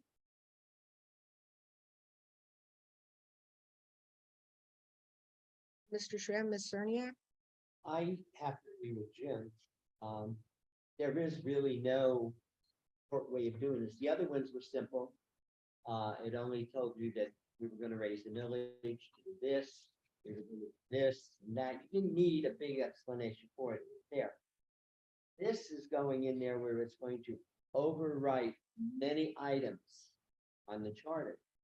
And really, they probably should come up separately, so everybody knew what everything you were doing for. Couple of years, last year or something, the state wanted to put in 4 items on a vote. And one of them was abortion, and then they had 3 other things that were going with it, but they never put it on the ballot. Because how would you vote if you only want to vote for one of these, but now you're stuck with all of them? It's like adding a rider to a bill, where all of a sudden, well, I didn't vote for that, but I voted for this, but now I got this. And that's what this appears. This appears that rather than stating clearly what's going to happen when you approve this, because you have no idea what's going to be approved. And my feeling is that it needs to be separate issues so that everybody knows exactly what's going to happen. One of the things there, are you in favor of getting rid of the current election board? Are people going to vote yes or no for that? That's in there. Are you going to approve changing the term of a thing from this to this? Well, maybe they wouldn't mind having the changes 4 years instead of 2. But they want to keep the election board. You don't have a choice in it. Your choice is either all of these changes or none of these changes. I don't think you should be allowed to go in it. My personally, if I had to do this, I would go against it just on the fact that some of them are good, some of them are bad. But I'm not going to go and say, well, I'm going to take this in case. That's a politician talk. Where they say, I didn't vote for that, I voted for this. But as far as I'm concerned, they voted for it all. So people have to understand that when they made this ordinance, what was the reason for it? I haven't seen any reason why Board of Elections should be disbanded. No one created. I have seen no reason why that needs to be done. No reason why this shouldn't put on a ballot. Well, we are just to review the question, as Mr. Mangan said, in the form of the question, not the reasons or any of that. That's not our role. I So would like to point something out though, if it's okay. Listen, the big thing was they said, oh, every member of the board is able to reapply. No, you can't. If the charter says you have to wait a year. So we're not even none of us are eligible. So the public, I wonder if they know that they're going to get an entirely new board of nobody that knows what's going on, like completely new board, and nobody, I mean, I know we're not voting on that. I know that's not, but I had to point that out, like, yeah, our role is to really yeah, I review know. the question. The question is Is on how- the table, yeah. I've already got a motion on that, but go ahead. Ms. Cerniak?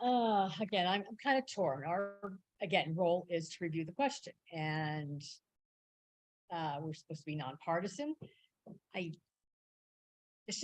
problem is that it's just not one question. There are things that I agree with within this change. I can see cutting back, the party affiliation, the length of time, because there are younger people that might be pulled in on this. Again, poll workers, I agree with that. We should make a carve out on that, because it would be useful to have somebody from a judge of elections on the board. They have that experience for a lot of us. I'm totally against, and this is a reason I would vote against this, having board members be able to run for political office and file for political office and then sit and certify elections. We've had, people coming up when we're actually just doing the adjudication saying, well, don't you have a conflict of interest by taking part in this? Various people who give their opinions, because you're running for election. And here you're throwing that open to that a board member, an election board member who votes to certify and does all this adjudication and actually be running for election. That's, totally out of bounds. I don't know how to get around it because again, it's not our job really to reject the question. It's just to come up with the wording on it. And I don't know if that could be done really that easily. Even the plain language that, that was proposed or submitted, like a guidance for us. Again, it has that poll worker versus paid election of, well, those are two different things, or could be.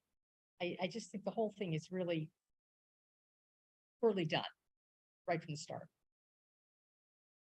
And I don't think again, there's not been a lot of advertising publicity about it. Like I said, the public just finally got to really see a lot of this paperwork very recently.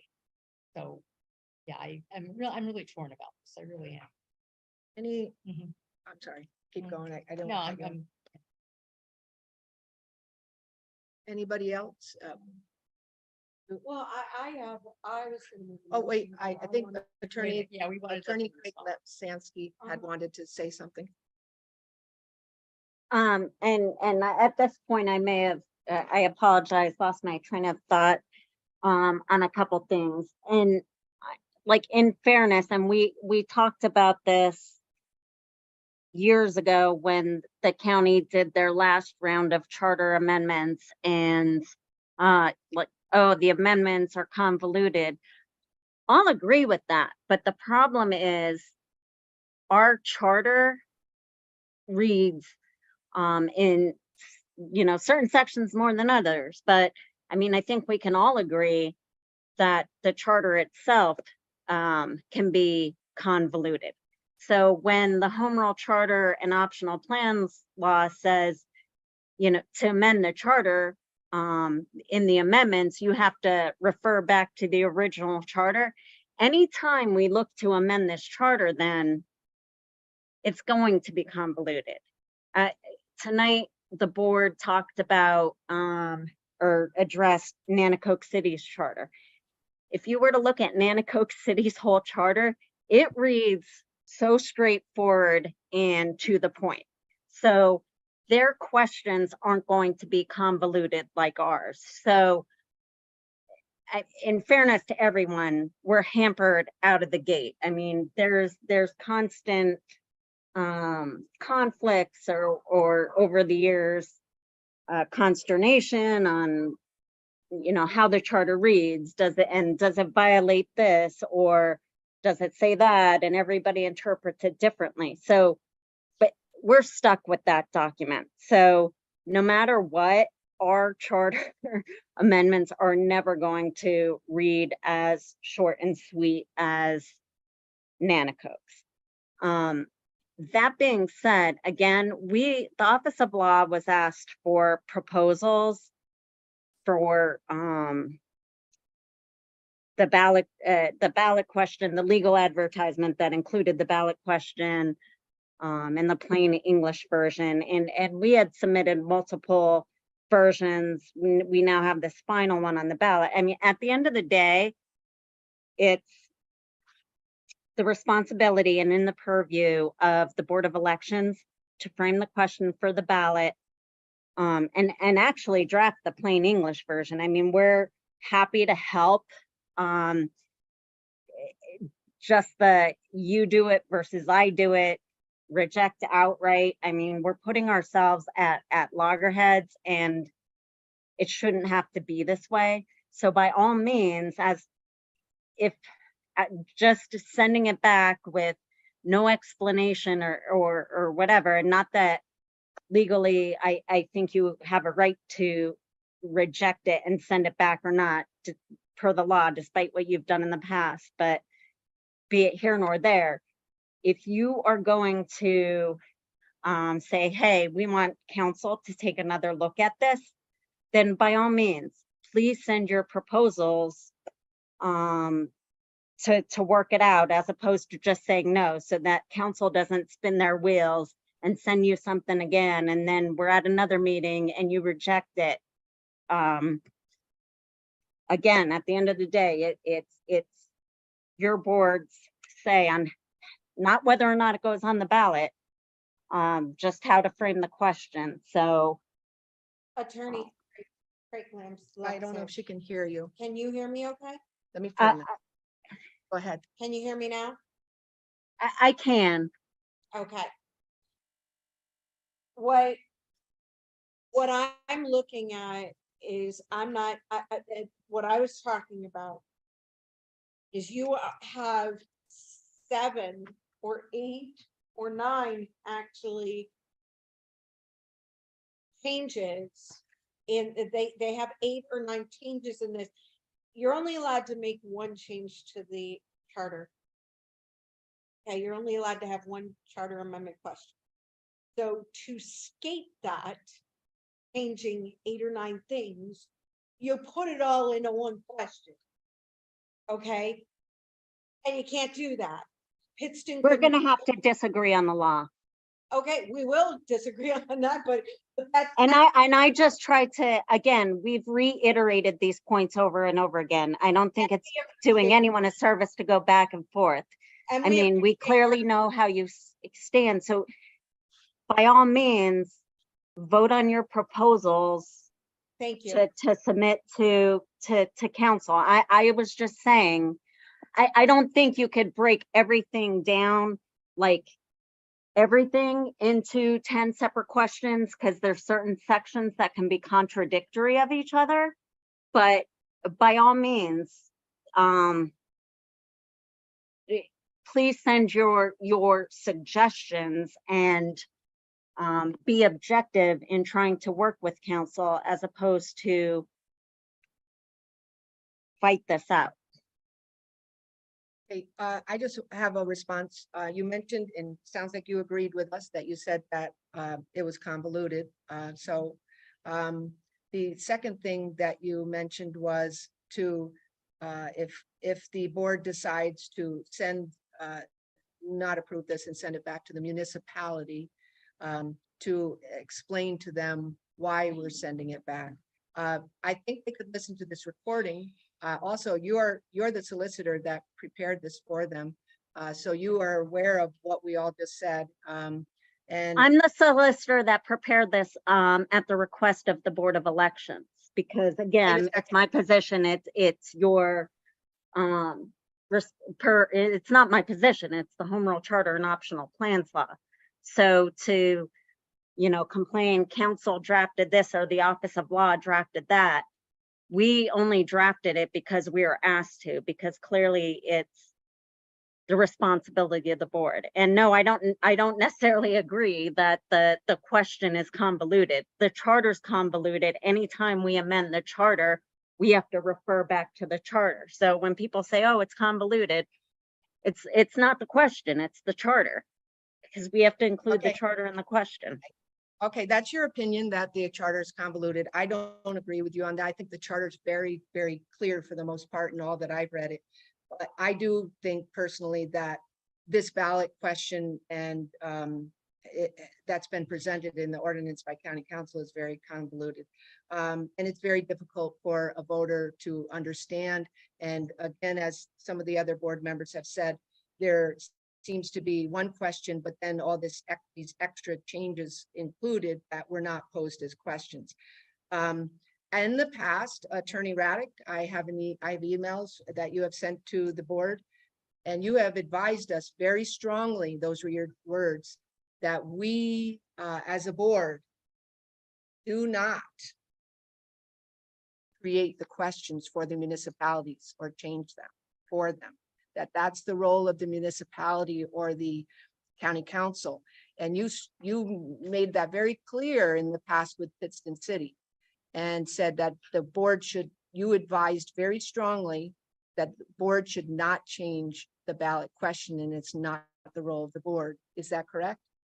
No, I said that you can review the questions that are submitted and ask the questions, and you can, just like you suggested earlier to, was it Jenkins or Nanticoke that wanted to change, that you could do that, But instead of you creating the question, it should come from the municipality because the municipality knows the charter, their own charter or whatever their governing manner is better than the Board of Elections. Correct, because if we change the question and that's submitted to us and it's different, I think we could be opening ourselves up to litigation from any municipality that sends us a question and says, that's not how we put it to you. And you changed it and then it wasn't passed. And so I disagree with Attorney Craig Lipsansky that we are to adjust that question that was sent to us by the county council in any way. We just review it and then we review it through the lens that we're required to review it. And then we make a determination on approval or non-approval and it's either approve it or send it back to the municipality with why we are not approving it. I disagree with that in this case, because in this case, that is an ordinance that was passed by council. So if you have suggestions to the amendments to how you want the question worded, then now is your time to do that. It's not going to be sent back to council they're not going to rewrite the question. Well, we've all discussed, certain things about the question, and we've said that here clearly during this meeting, like that the question appears to be one question when it should be multiple questions. I shared that one. We shared that the council's ordinance is over the 75 word limit. That's a second thing that we're sharing that we have a concern with. That's could be a reason to send it back.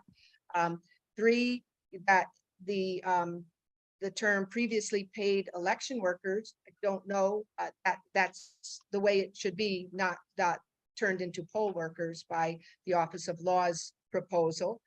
It should state what they wrote. So that's 3. I mean, we could put that together and from the recording, and I could, and then share it with the other board members and ask if I have it correct and if they want to change or adjust, and certainly with our solicitor, Attorney Raddick, before it gets sent back, if it is not approved or if it's sent back to the any municipality.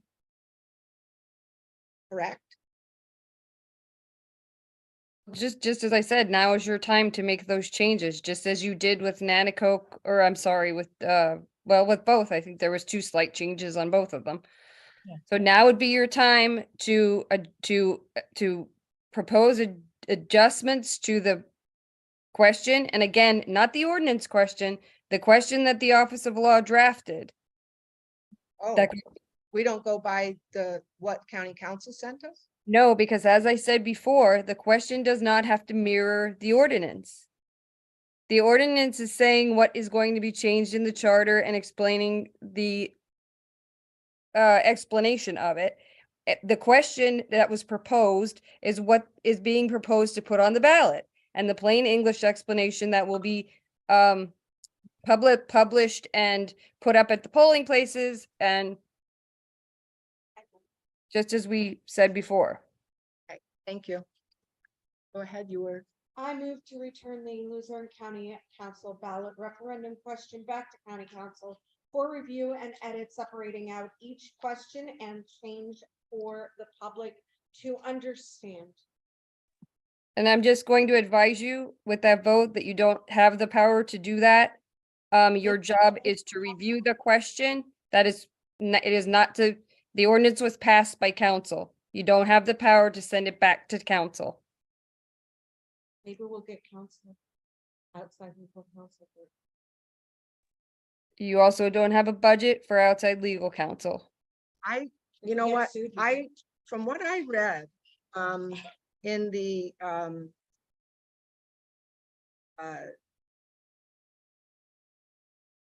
We send it back to Pittston. I did read, I thought I read that if, that the Board of Elections, if they find that, the ballot, There's a motion on the table. does not, is not in the proper order, that they would send it back to the municipality. So you're saying we can't send it back to the municipality at all? To say that it doesn't appear to be in the proper order by these things that we have to review? Yes, We have I to- am we saying have to- that. We have to accept. You right now should be looking at the question that was proposed by the Office of Law and making additions and corrections to that. Thank you for You your. don't have the power to keep it on or off the ballot. You have the power to review it. That's the role of the Board of Elections, to frame the question and review.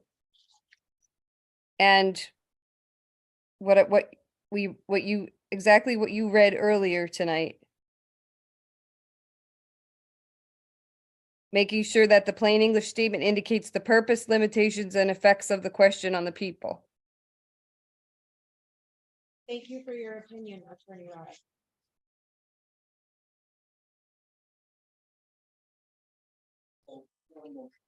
Yes, I moved to return the Luzerne County Council ballot referendum question back to Luzerne County Council for review and edit, separating out each question and change for the public to understand, but Denise is looking for. I am reading, and this I wrote because I read this.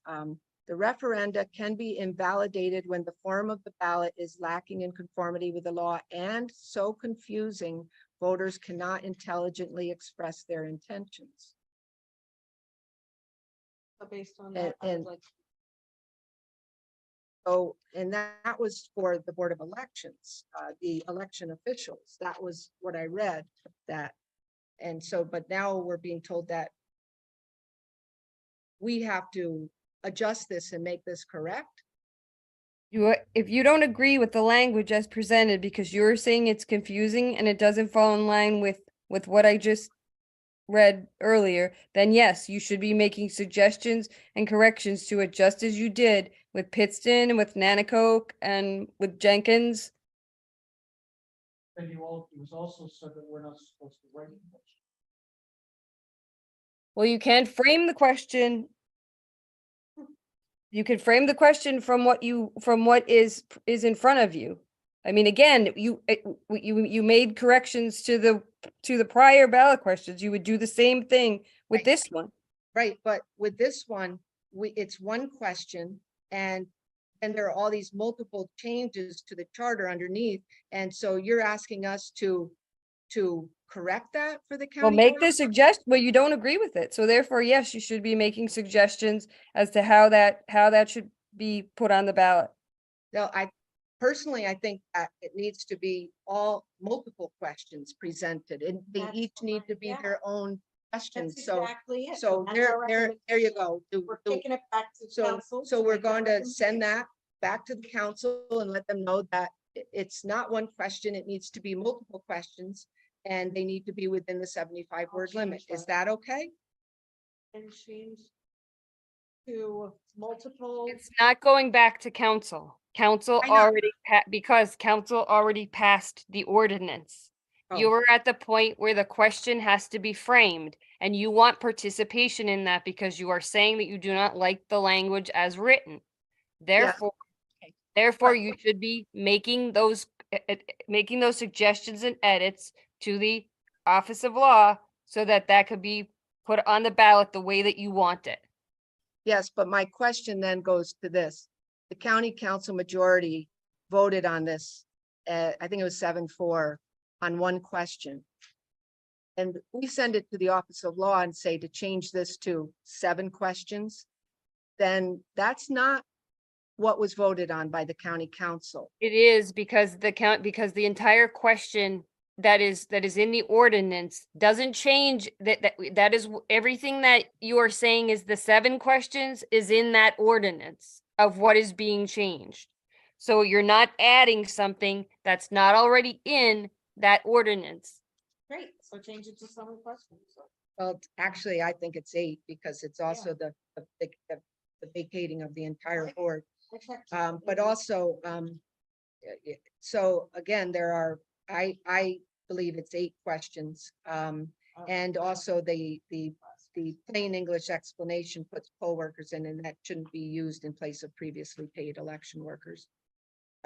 So I also think they need to be presented individually and under 75 words and explained clearly. So I guess at this point, we then send it back to the Office of Law, and the Office of Law is going to redo this and send it back to us?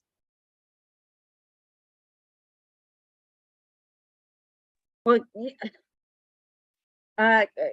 you have to give, you have to give specific instructions. You can't just say, I mean, pretty much if you say this is what we want, you need to be explicit about it. I can't say what council's gonna think or do about that. We'll also have to consult with them. Thank you. I make a motion to return this to the Office of Law. The other one was never voted on, by the way. I move to return this to the Office of Law for review and edit, separating out each of the 8 questions.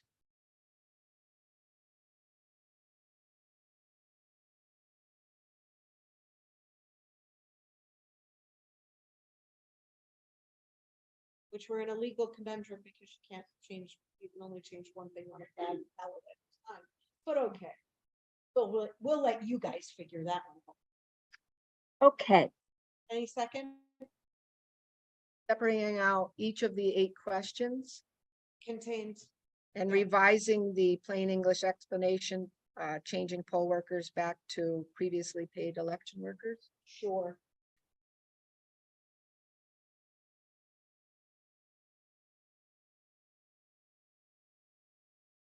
Is there anything else you wanted to change this? Anybody else have any other suggestions? I think this is going to be a start. I think what will have to happen is we'll have to then review the revised, and then maybe we might have to address any more at that point. No, because- we can't, with all due respect, no, we can't go back and we draft and you guys review. You tell us what you want. You make the changes, not us. We're not looking into a crystal ball. Whatever changes you want, specifically spell everything out down to the comment period. We just did, and that's what she's making a motion on. And then yeah, you'll have to, because we're going to end up having to vote on this. We're not voting on this tonight. We're voting to send it back to you, and you'll represent it to us. And we're going to have to discuss with council, because since this motion, as per your solicitor also told you, isn't in accordance with the law, I can't guarantee that we'll be permitted by council to return something to you. Well, our solicitor, Attorney Raddick, just told us this is what we needed to do. We needed to review it, send it back to the Office of Law with the revisions we'd like to see in the. Now, though, not now, tonight, not send it back, right? What's that? I said, now you have to do that, just as you did before with Jenkins and with Pittston. Yeah, well, with Kingston City, Attorney Raddick, if you remember, there were multiple emails over many days, and if you had made us aware of this, we would have been more prepared. Yet now dropping this on us like this, and then telling us that wasn't really our role to come up with our thoughts, and you'd take it to their solicitor and they would put it together and send it back. It was changed from 1 question to 4 questions. It was done by email. In hindsight, I don't think that was correct, and I think this is the better way to do it very publicly. But now telling us that, we could be here until midnight if everybody wants to be, and we'll sit here right now and we'll go through this with a fine-tooth comb. But my suggestion is, we're telling you that these are 8 questions, and we set them. You can listen to the recording tomorrow, and also changing the poll worker back to previously paid election workers. And then maybe we could have a special meeting called once that's prepared, and within the next week or 2, and we can address just this. But in the meantime, all of us board members will definitely sit down and review this, and really, you could send us your revision, and then we'll go through it, and we'll be better prepared at the next meeting. You've had this since last week, so I don't. We got it Friday. Yeah. You know what? We got your meeting since then. we got your revised Office of Law proposal on Friday afternoon. And not only that, it was not the one that's on the agenda. It was a different one that was worded very differently. But I said, this is not the ballot question that was presented to us from county council. And then we got a What second you revised read- one. What you read is correct. It has to go back to council. That is correct. I believe it That's the law, should go but- back to the but- municipality. I mean, but again, we have a motion on the table. I have made a motion. To and return I- it to the Is office there, of law is there a second? for review, to edit, separating out the 8 questions and revising the plain English explanation to have poll workers instead of the previously paid election workers. Mr. Mangan seconded it. We're going to have a roll call vote. It is Ms. Cerniak, Yes. Ms. Fasaro, Yes. Mr. Mangan, Mr. Schramm, Yes. Ms. Williams, yes. Motion passes unanimously to return for the Office of Law to edit it, separating out each of the 8 questions and revising the plain English explanation to poll workers from back to previously paid election workers from poll workers. Okay, we're going to move on to the next item on the agenda, which is number 4, Election Bureau Consultant for Review of Current Election Procedures, Protocols, and Recommendations for Improvement. And I just put that on for the Election Bureau to give us the current status. So we're meeting on a regular basis. So, went over what we have to take procedures, protocols.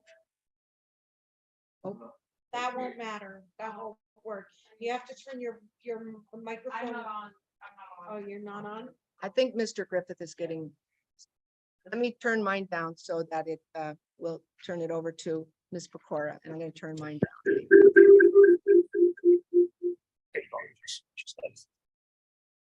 Okay. Wait, let me turn this down. I'm sorry. Okay, go ahead. Okay.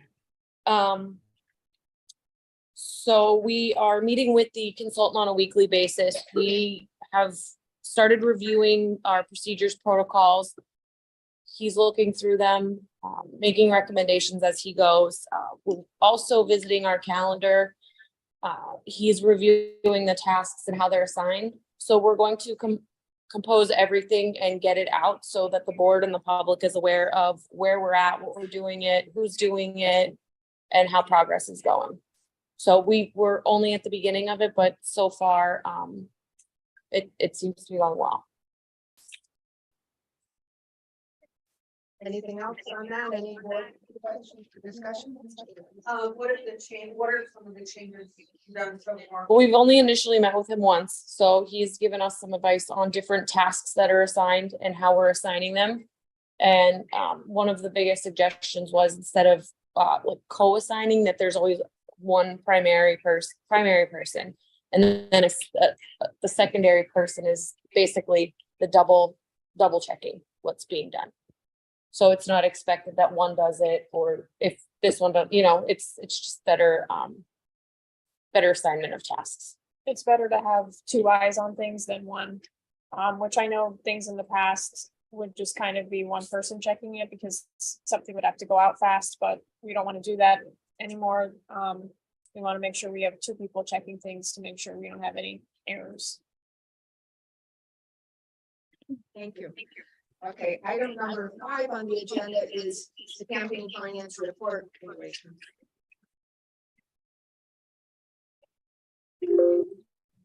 Item number 5. Give it to him. Okay, all right. The campaign finance report filing is agenda item number 5. It's what was put on the agenda just to get the current status. Watch this. So I'll speak to this about the current processes. Can you hear me? Yes, go right ahead. Okay, so the status that we are at this point is that we've created the database. Obviously, that was gone over with the controller at the last meeting, as we referenced with his processes that were introduced over the last couple months. The biggest change that we're implementing is the ability to file campaign finance reports online. We're looking to have this in place for the next filing deadline, which will be October 27th. So we'll start in the next couple weeks doing some education for our committees and candidates on their options to file with the Bureau online their campaign finance reports.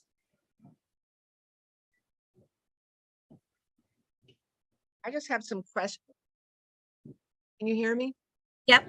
Oh, can you hear me, Emily? Yes. Okay, I just have some questions. Has a complete list been compiled of all the candidates and committees that were required to file the last three, for the 2023, the annual report by January 31st, the second Friday pre-primary and the 30-day post-primary campaign finance reports?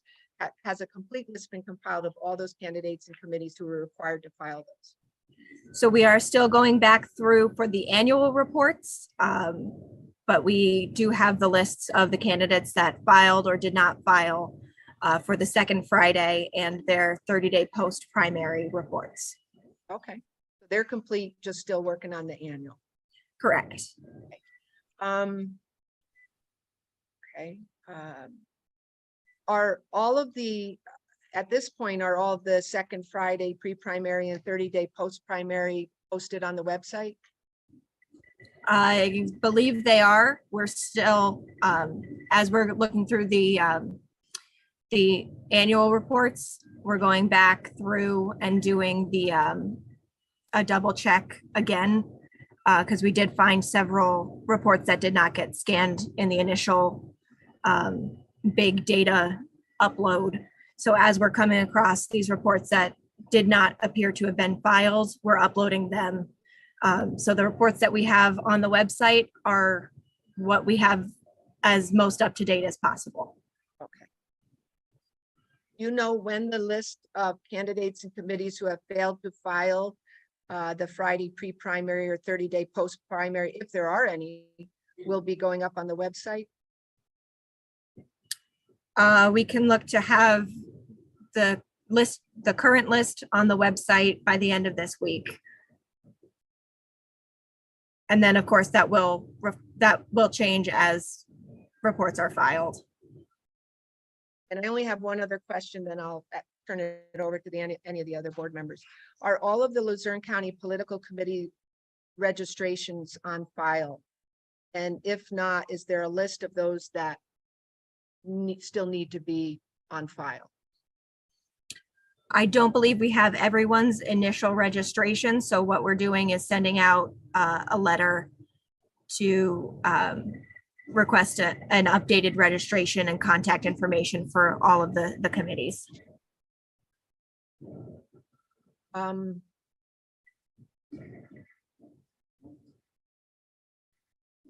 Any other board members? Just thank Mr. Gifford in the controller's office for their hard work on the audit. I do. And recommendations.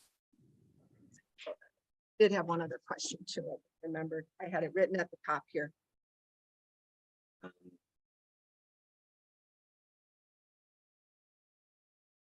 Is there I have two more questions. The failed to file report, is there a process now in place? And if so, what is it for? Like, if someone fails to file, is a letter sent? So I'll go over what some of the plans are for the upcoming cycle. So the week before the next campaign finance deadline, we're going to send out a text message and email blast to the candidates and committees we have the contact information for, reminding them that that deadline is coming up. We'll send a reminder out on the day of the deadline with the instructions on how they can file online. That'll be in both communications as well, to help answer any questions about how they could get the paperwork filed. Then moving forward, we're going to be following the postings, sending out letters as failure to files come up.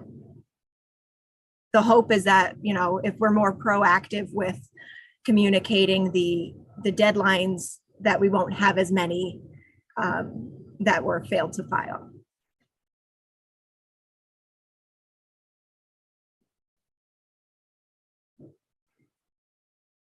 I only have one last question.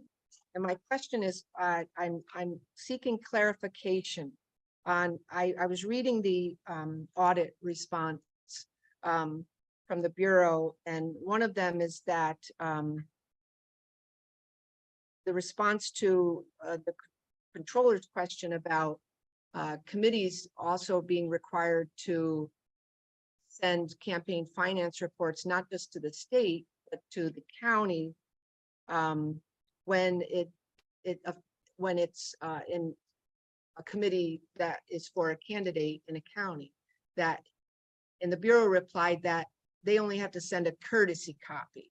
They're not required to also send campaign finance reports to the county. I was reading Title 25, Section 3251, place of filing, II, and it states, all candidates and political committees authorized by candidates and created solely for the purpose of influencing the election of such candidates who must file reports with the Secretary of the Commonwealth shall also file reports, copies of their reports in the county in which the candidate resides. I do not see only need to provide courtesy copies. That's not the language I'm reading. And so I want the Office of Law to tell me where, if I'm reading that wrong, because it seems to me that this Title 25, Section 3251 II does state that they are also, shall also file copies of their reports in the county which the candidate resides. Not, it doesn't say it's a courtesy that they can, they don't have to. It says they shall also file. So I'd like clarification on that. It's a copy of the report. Right. And the So- term courtesy copy is used because it's the original is filed in the state. Okay, so the original is filed in the state, but they shall also file a copy of the original in the county. Correct, a copy. Okay, so with the audit, I thought I read that it advised that they don't have to, that it's only a courtesy to file those. It didn't say anything about didn't have to. It said courtesy copy. It says state registered committee file copies, courtesy copies with the Luzerne County. So, okay, so this is where they file the original with the state, and they have to file a copy with the county of the original. Oh. Okay. Okay, so we had reached out to the state, and I believe I guess oh, where is it specifically? It's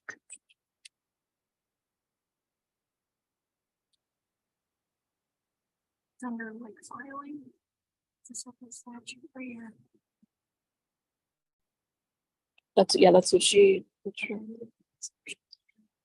So this came from John Hartzell at the state, that there is an exception under the law, that the language is stating any political committee required to be registered under this act and not reporting under shall file an annual report under the section. This means that there are situations when an annual report is required, but the periodic reports required under 25 are not required.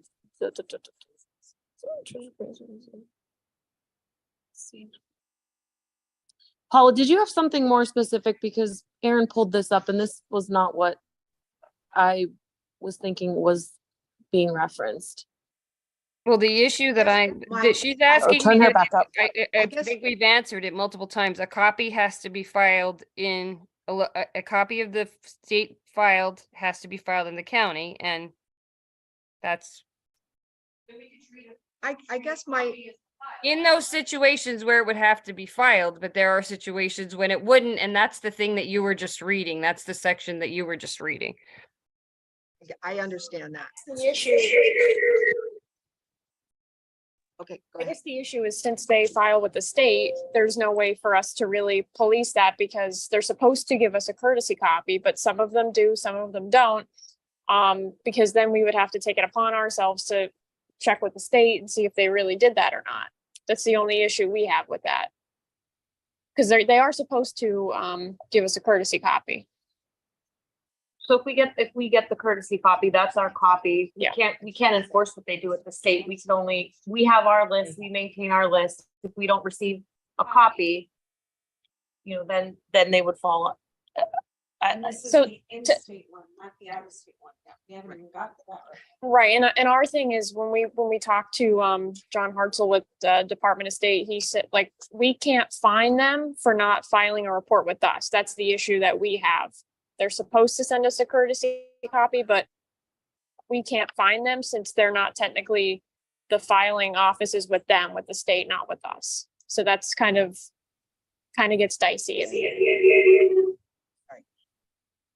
I was just turned on. So it just helped me to understand. I guess I was thinking of courtesy copy when I read that as they could, if they wanted to file a courtesy, without a courtesy, if you want it here, like, but they do have to file it. I understand now. It's on them to file.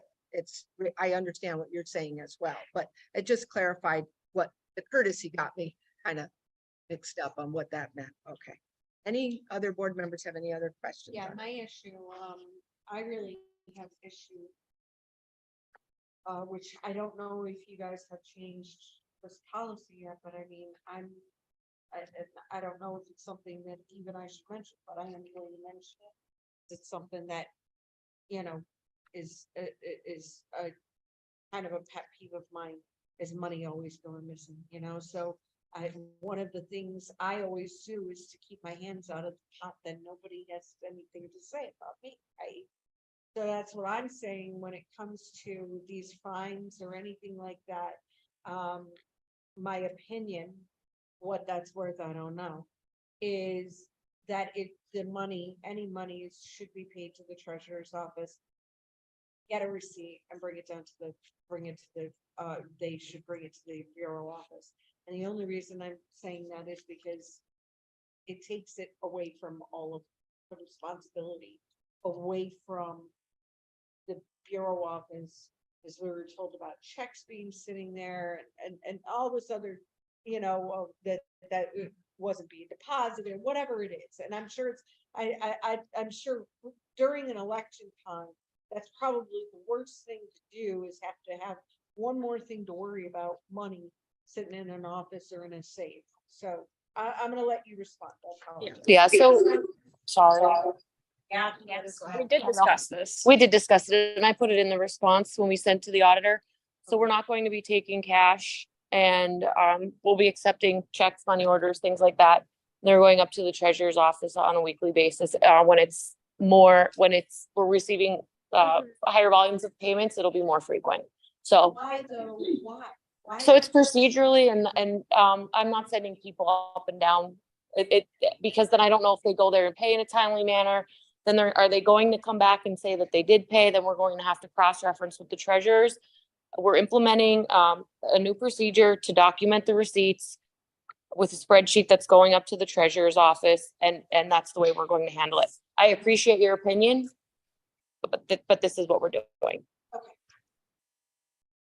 Anything else from any other board members? Oh, wait. Anything else from the other board members? Okay, we're going to move on to item number 6 on the agenda, which is the electronic poll book RFPs. This was put on for information status, board vote, in support or non-support of election bureau leadership choice. Okay, so we interviewed both of the vendors yesterday. We called the references weeks prior, after we had received them and gone through them. Everything that we've gathered preliminary, they're weighing up very close. So they're both very, very similar. Their pricing is very similar. we kind of, we discussed a little bit with the panelists that were on the interview questions, a little bit of feedback afterwards. And we kind of wanted to take a day or two to digest, meet again, and collectively gather our thoughts. We're not ready to make a recommendation at this time. The response to the proposals have been available, and we want to actually open up to the board and see what your suggestions are. You went to the demonstrations, got to see both of them. So we want to open up to each of you, and we want your input.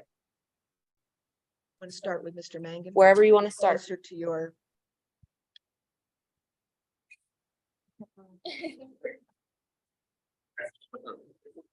I did not have the opportunity to attend the live performance, but I did attend yesterday's Zoom calls.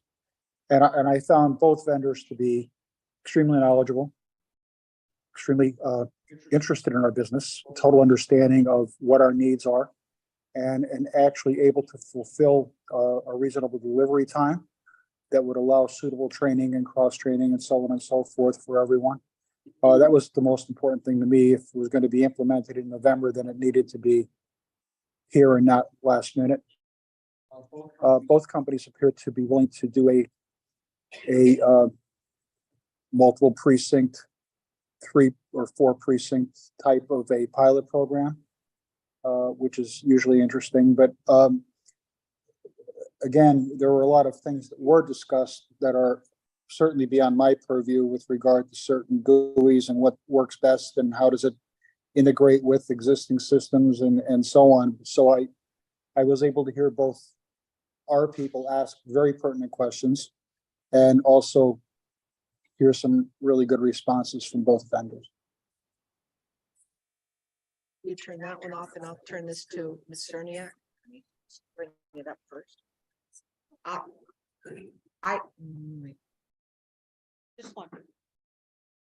originally was designated as chair. It was the chair and vice chair to attend, and I was not able to attend due to a scheduling conflict. So I asked Ms. Cerniak if she would attend in my place, so she'll share her. Again, like Ms. Well, I did go to the demonstrations. I did look them over, and I also attended the meetings. And like Mr. Mangan, they both had yeah, like Ms. Cora said, they are both very, very close. Some things are a little bit better with one, a little bit better with the other, different things that you can take into consideration. I'm kind of leaning one way, but again, like Mr. Mangan, I don't have a lot of the expertise that I think I would need to really, I need more information to really come down one way or the other. But excellent, they're both excellent machines. I mean, and I think they're easier to use than what we have. Hardly be less easy to use, but they seem to have less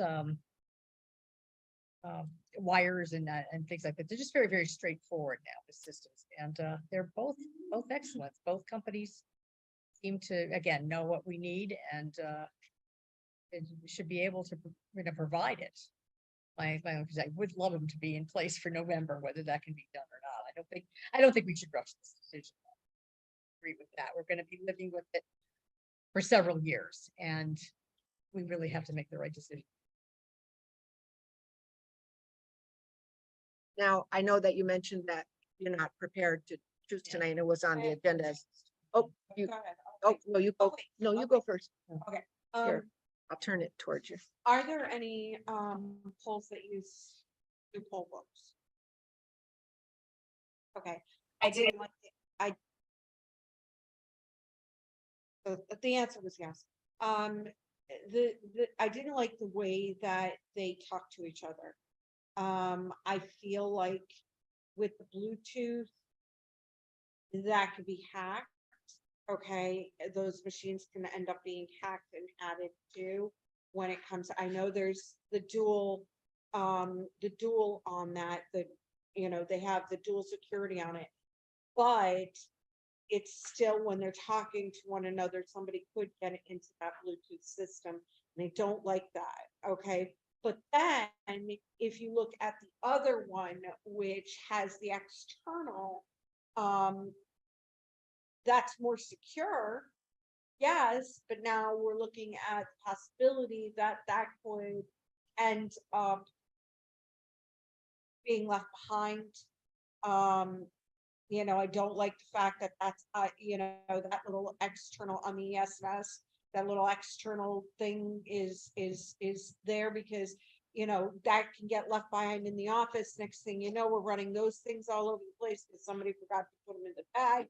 So, but then the other ones talk to each other. Yes, they have the dual security, but still that Bluetooth in my head, you know, that's not, to me, I know that they have the dual security on them, but that Bluetooth still freaks me out a little bit. So, I mean, I'd like to get the clarity on whether on that security and how, like, you know, how secure that is to not be able to hack into and add names to. So that's was my only real concern with the two poll books in a location talking to one another. Other than that, I think that both of them can be kind of, they mirror one another. One said, oh, well, we can add this. So I go to the other, well, we can add that too. You know, it's like they both basically can be programmable to whatever we need, you know, in that. But we did talk about this. There is the one where you can scan the QR code and add the names right to it, and that provides an added feature of, you know, and can the driver's license be scanned on that too? Or is that was the other one? No, the one was ES&S. The Yeah, other but- one scanned. But the, My answer, we didn't ask that question in our interview because we don't generally scan IDs. So Yeah. we didn't ask that. yeah, the law right Okay, now they in didn't ask- Pennsylvania's. They didn't ask that question because the law says you can't scan IDs. So I'm repeating it for the people on Zoom. Just have to show it. Yeah. I think that it had the capability, if that law passed in Pennsylvania, that you had voter ID, that they, it That they could be, could. they Could, could yeah. do it.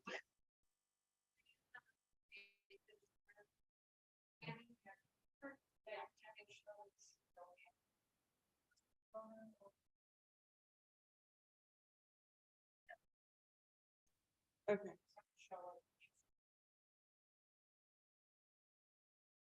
Anybody else? What I was just going to say was, you know, that we're not planning to vote on it and in an up or down, support or non-support, because you're not prepared, you mentioned, to make a decision yet. And I was just going to say, you know, if need be, if it's decided that you need the board to do an up or down vote to move things along, if it did mean that you would get it for the November, I mean, we'd probably have to schedule a special meeting because our next meeting isn't until, I think, the middle of September. I don't have it in front of me right now, but just to throw that out there. I mean, it's not certainly something that could be done if needed. What was the one that did the scanning QR code? That's No, Okay, so that is knowing, and they're the ones with the Bluetooth. So I think actually what Ms. Pecora was asking was that you, they're gonna base, you're gonna go back to the county manager with a suggestion from you because each of them were similar. So I think she would want you to take a vote tonight on what you think is the better option. Thank you for your opinion. Yeah, no. Which is that means that we can incorporate that Yeah. into what we want to recommend. Because we'll do side support or not support. So because of the decision, we would like you to be a part of it and we put that into our government. All right. When we make a recommendation. Well, you know how I feel. I don't know. I can't really support one or the other because I like knowing when it comes to that scanning the QR code, but I don't like them when it comes to the Bluetooth. But my mind could easily be changed with the dual security if they could tell me how it works and that it and how it can't be hacked. And To your point. hey, No. share the Bluetooth. Wait, hold on. See, I understand Okay, I did it. I understand your point, Alyssa, but it's not like the Bluetooth information is casting votes. Nobody could add a voter. That's the way I look. You could add 1,000 a voters series- as long as you those could 1,000 add- voters don't vote. You could add a mass of My point of the security is at the ballot marking device or tabulator, not at the poll book. So I appreciate your concern about the Bluetooth at the poll book, but the poll book is only for the purpose of registering the voter, not for casting the vote. So the integrity of the They vote, would stay in the system and be up. That's what I'm saying.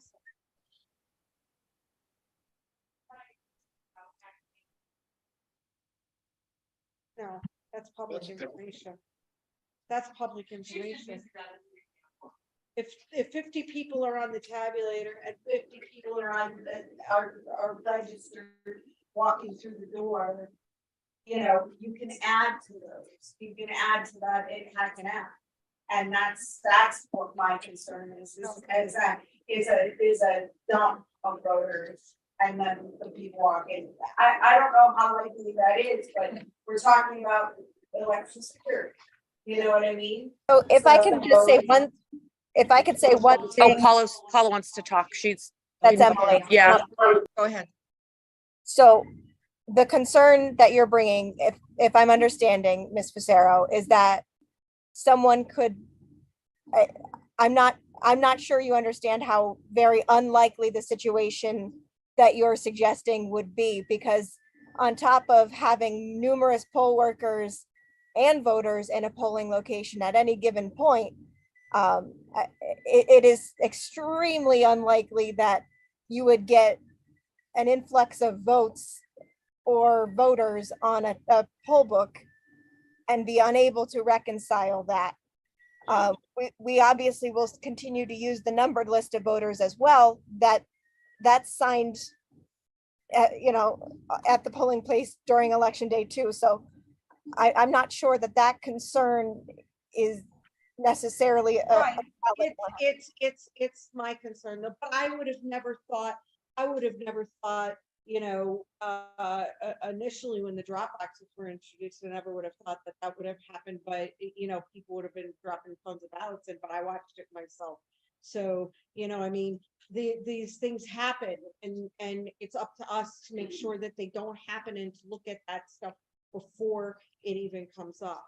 And so while I appreciate it, your input, Emily, I still, it's one of those things that it could happen and then somebody And walks so in and signs I- that well, name. well, Somebody, like 50 people walk in, sign those names that were just added and just go and vote, like it happens.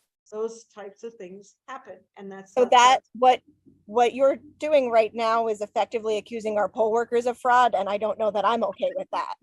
No. Has nothing to do with the poll workers.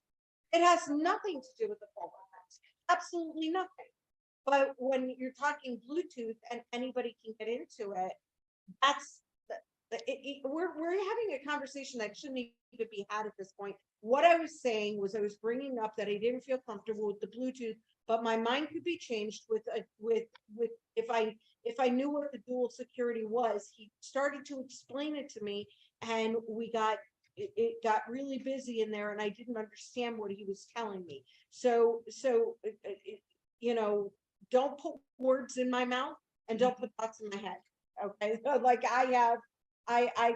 like I said, my mind could be changed on that. I was giving my opinion because I was asked for it. Right. A question and follow up. How many polls have two poll books? I think it might be more.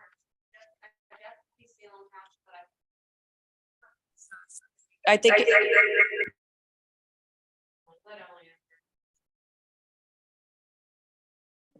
I believe we have less than 5 that we have assigned 2 poll books for. We have only 2 that I can think of off the top of my head that regularly use more than 1 poll book.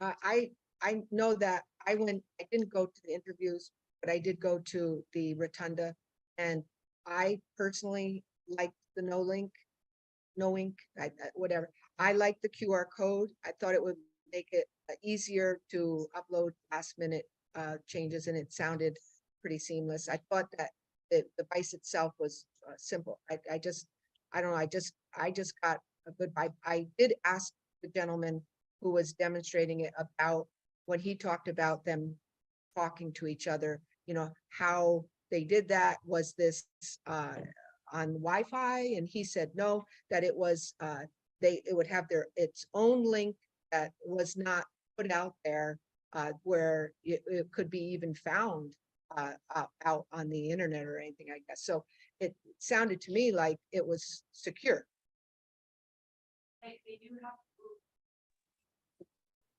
They do have Bluetooth capability, but the Bluetooth, what you're speaking to, Alyssa, that can be, that is shut off with like with the admin override. So it's a pin, you'd have to put a pin in and able to turn it on.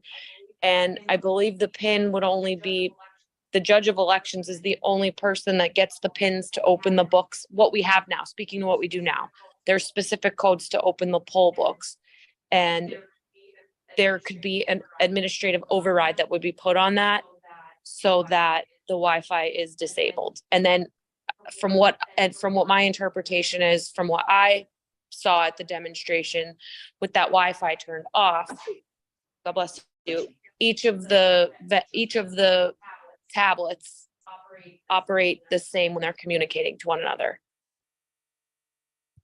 So you want our input as to who would. Yes, we're asking for the board members' preference based upon the information, the evaluations of the demonstrations, those who participated in the interviews, you know, the review of the RFP responses. So in my opinion, at this point, without any degree of deviation in pricing or service agreements, et cetera, if the value is there, my preference would be to strongly consider no link. Thank you. I'm going to turn this on now. Yeah. And I'll turn it towards Mr. Tran. Go ahead, just yell. I will probably go with the knowing also. I preferred the no ink or no link. No ink. Same for me. I said I was kind of leaning to the words one, and it was no link. And I think it's just the updating with the Q code. I think that's just tremendous. Yeah. That was the only question I had really was with the security. And if that is here, then I really did like that. I read a lot of the poll worker comments on that too. I think they kind of maybe went Yeah, it towards was no bigger link. too, as far as like writing. Yeah. And which I Yeah. know can be changed, but it was, that's what they preferred, was that big bold lettering. Does that help? Help her. Yeah. Sounds like pretty unanimous from the board on. Make an actual motion that you support them, and then we can make that I'll move that we support no link. Is No there a link. second? Seconded by Mr. Mangan. Roll call vote. Ms. Fusaro, Yes. Mr. Mangan, Yes. Mr. Schramm, Yes. Ms. Cerniak, Yes. and Ms. Williams. Yes, the motion passes unanimously that the board supports the knowing e-poll book. Okay, we'll move on to item number 7 on the agenda, Election Bureau Leadership Decision for November 2023 election, paper ballots versus use of ballot marking devices. And this was put on for information, discussion, board vote, and support or non-support of Bureau Leadership Decision. Okay, so Did you turn yours on? So we had discussed this going into the primary, I believe, also, and we were unable to find an alternate location with Pittston. No, this is the number. Oh, I'm 7. I'm 7. I'm sorry, I got ahead of myself. Sorry. So the Bureau had discussed it, and we made the decision to go forward with the machines to use the ballot marking devices as we did last year. So any discussion, input on that? Board members? You foresee any mechanical issues or Well, all of that will be, all of the machines will be looked at and gone over for like hardware, mechanical, the software will be looked at when we go through the, we'll program them and then LNA will be done. And we did replace the batteries in them last year prior to the general election. There was an issue with the humidity over there and it caused some defects in the, not defects, damage in the batteries. So they have been replaced. So from that standpoint, no. If there's any issues that we find along the way, we'll certainly let you know. Did we order paper? I ordered extra paper. I ordered the paper. The question had to be asked. I'm sorry. We're going to add additional, we're going to order additional toner for the printers also. When we did the testing for them going into the spring, we ran a report. Most of them were, all of them were satisfactory with the levels of ink in there, but we feel it would be best if we put an extra cartridge in each machine, just in case.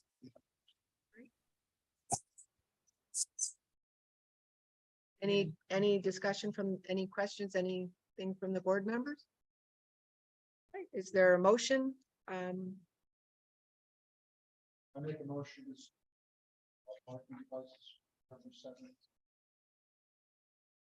Is there a second? I second it. Seconded by Mr. Schramm. Roll call vote.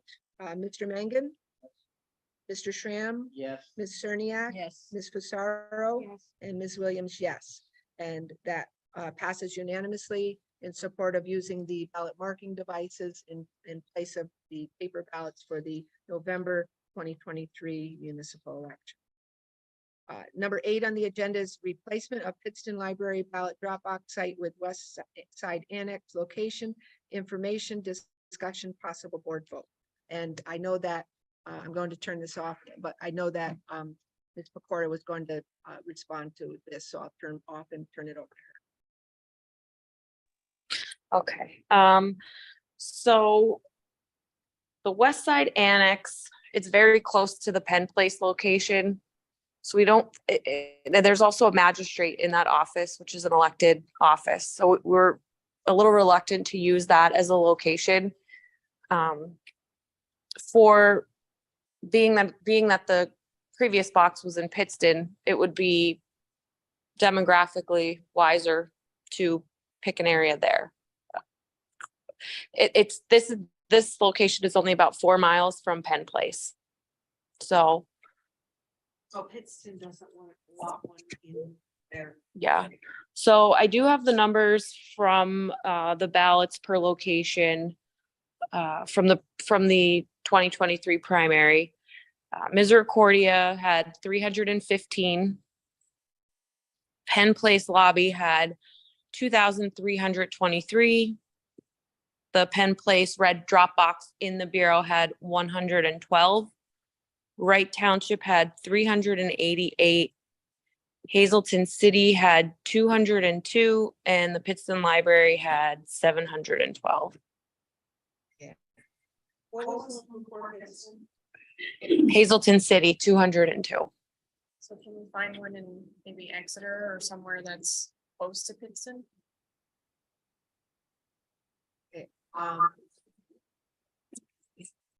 I mean, I'm okay with wherever in that area. I was thinking something within that area, and I know we had discussed West Side Annex location because it's a county-owned property. You know, what's happened in the county can install their own cameras, which is kind of nice, is what we've been doing when we use a county-owned building. It's easy to install our own cameras and pay the money to do that. And it kind of solves that whole issue with making sure it's secure and that the security is there and it's being done and all that. So the county manages it itself.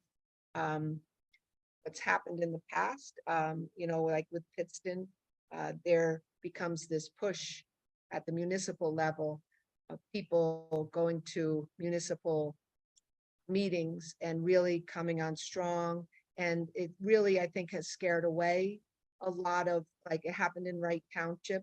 It scared away the fire department, I think. So we moved to a county authority building there.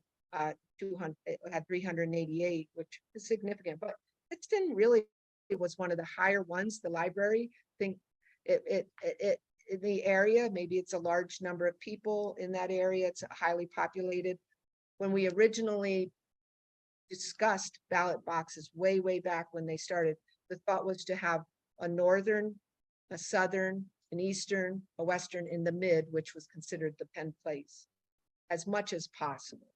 I mean, you know, but this is what has happened is, you know, some municipalities have been scared away because of a lot of right to know requests on security cameras, and it's understandable. So the thought was to move to county buildings to eliminate that issue for municipalities, if possible. And it made it easier for security, putting in its own security and hardware into walls and things like that. I don't think there are county buildings in that area. That was what we discussed in the past, and the closest one was the West Side Annex. Can we revisit it or?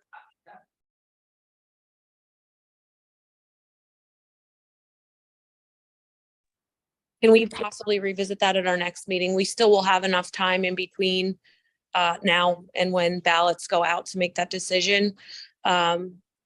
I could take another visit down there. I know it was under construction last time I was there, but maybe it's something if we could just revisit it, if that's okay. Fine with me. Anybody, any other board member? Yes. Get back to. Yeah. Yep. Yeah. Okay. No, if we table it, we have to remove it off the table at another meeting. I had put possible board vote, so So, we're not yeah. even voting on it. Yeah. Okay, so we'll move on, if that's okay with everyone, to the last of the agenda items, which is number 9, committee report. The Board of Elections and Registration bylaws. It was attached to the agenda. It was pages 27 and 28, and it was put on for review and discussion. Turn it over to the committee. Well, basically, just wanted to put at least a pretty, I guess, decent outline together, what maybe the bylaws should look like. They're not exhaustive. They can certainly be adjusted or added to, or things deleted. I just thought we put together a basic starting point, and basically drew from bylaws, different boards on the county, maybe a couple few outside sources, just generally, again, this is just an outline, and we should possibly be, you know, over and changed and added to or whatever. Anybody wanted anything extra in there or take anyone out? I don't know why, but I think with everything else that you were going through, I didn't even look at this. I kind of I didn't see there it on again. the- It's like- okay. This is one of those things that we should be doing and should have, but it's one of those things that maybe isn't a high priority I'm or so gets bumped down to the sorry. list. Yeah. No, that's okay, because I didn't expect anything to be really done on this now, you know, but it's just an outline, and I think it can be expanded on.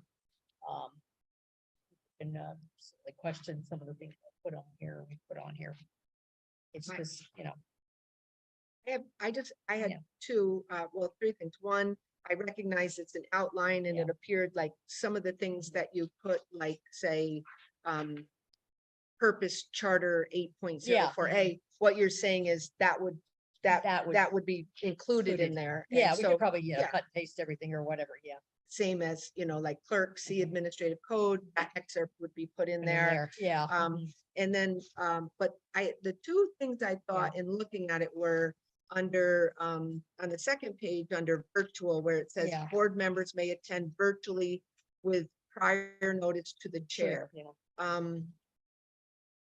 You know, I guess, you know, I feel now, I think it's important to be present physically at a meeting as much as possible. And I do understand that sometimes you're sick and you can't be, and you should be home and be on virtual. And that is the beauty of being virtual. But I think every effort should be made to participate in meetings in person. And, you know, that's just my thought. Everybody may disagree with me, but I'm just putting that out there. you know, maybe. you Until know, the next one. Well, again, Right. maybe members are expected to attend meetings in person unless an emergency is, and the chair must be notified or something like Yeah. that. Yeah, we can certainly expand on that. That's no problem. And the only other thing was and under meeting conduct, just a little bit Yeah. below that says if a member has a conflict of interest in any matter, they will excuse themselves from any discussion or vote. I was looking at some other bylaws from other boards of elections, different places, and one of them said that, you know, to also give a reason for it. And I believe that's part of the sunshine law, that we must give a reason if we you know, abstain from a vote or from a discussion from any matter. You know, you say you're abstaining and why. So to give a reason would be you know, my request or suggestion, but I mean, that's certainly, as long as it's within the law. Yeah, well, it's two things, conflict of interest, you want to give a reason, then if you get into abstention as well. So I don't think we addressed that at all.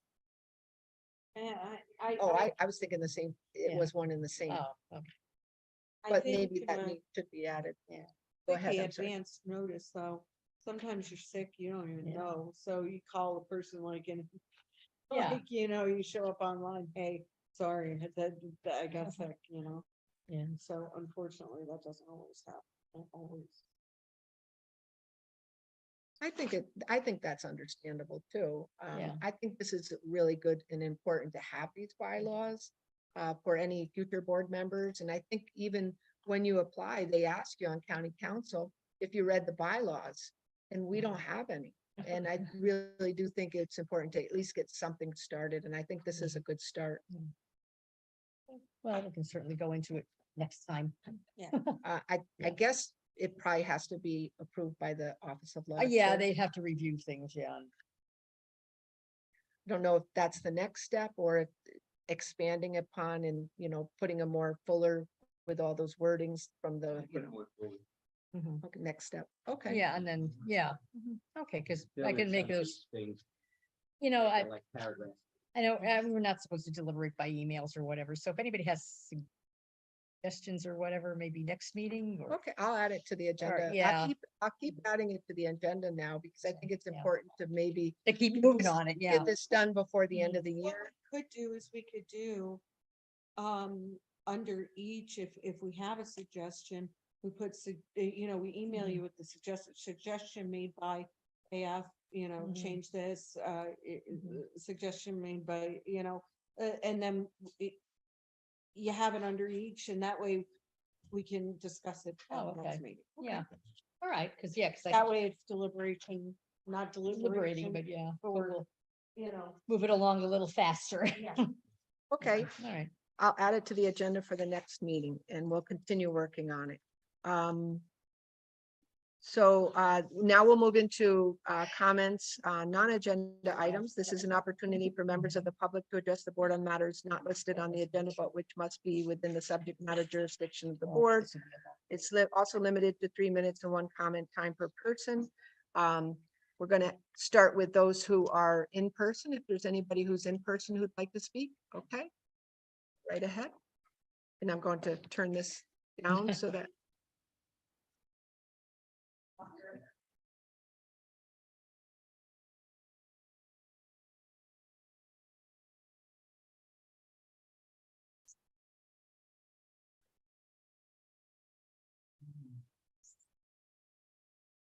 Okay, very good. On my public comment, first of all, before Aaron and the staff bug out of here, because I know they're anxious to leave. I just want to say that, you know, that audit of the campaign finance was not a one-person show or a controller job. It was a collaborative effort. Takes a lot of work. It's a work in progress, as I said at the last meeting. The findings that I found are helpful findings. They're not log in the eye findings. They're things that we identify that need to be fixed, and the Bureau is working to fix those, as you saw from the response. So if we find things and we don't fix them, then it's not good. When we find things and we fix them, that's a good thing. So kudos to the staff that want to fix them and move forward with that. And we'll just keep an eye on it. And as we need to, we'll correct things that need to be corrected. I have no problem at all. I think the Bureau will work to that end. On the issue with the charter question, I take offense to the fact that they say the charter is convoluted. As a charter person who sat there and drafted that part of that charter, I was not in favor of the charter for sure. But it is the charter that the people voted for. It is not convoluted. What's convoluted is the fact that we don't want to change it properly. That's what's convoluted. I think we changed the charter a couple of years back and we did it properly. We changed it by multiple questions in 802 and 802, section 802 and 803 for boards, authorities, and commissions. We changed it properly. We put multiple questions on the ballot for the people to decide. Some of the questions weren't accepted by the people and others were. That's the process that should be followed. But because we don't want to follow the process properly, we want to blame the charter as being convoluted. I think that's very offensive. I think we just need to step up our game and do things properly. And then maybe we won't have these issues and 3-hour meetings to discuss charter questions that clearly won't get voted on by the people. If our goal is to fix the charter, let's make the questions appropriate so people will vote accordingly to fix the problems, not put questions out there that we know won't get voted on properly. I agree with the no ink suggestion. I think the long-term cost for no ink is a little bit less than the long-term cost for ES&S, as I said, a cost analysis. When you look at some of the things that no ink is charging us after the sale, I think it's considerably less than what we would charge ES&S. So I think that's probably a better choice, but of course that's up to the administration to take a look at that and decide which is the better choice in their estimation and what we can afford. I mean, it all boils down to how much money can we afford. The ability for us to put drop boxes in a location that has 700 voters that drop ballots in there, I think is substantial. I appreciate the numbers. I didn't realize that many people use the drop box in Pittston.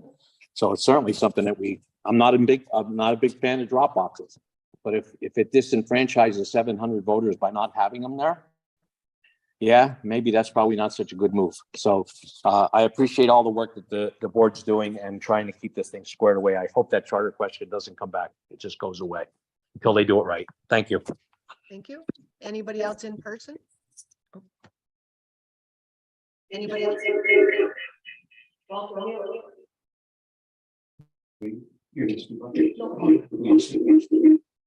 Anybody else in person? No, he's going to. Go ahead. Yeah, but really quick, that's one thing I forgot with the. They won't hear you. because Yeah, it's okay. We're all turned It's off. over No, here. wait, what did you bring up? Not just the cost analysis, there was something else you brought up. I don't know, never mind, I'll send you after. It'll come. Okay, go ahead, next. Alan Henninger, Dallas Township. Speaking at the end of the meeting, basically as a judge and poll worker, more than just a township resident. Very pleased with some of the votes that went through tonight and the discussion on the one that was referred back. Okay, everything to me clear, concise, and direct. And I agreed. I was at the demonstrations for the two different poll book companies. I definitely favored the same one that the board did as well. I thought it was compact, concise, very user-friendly.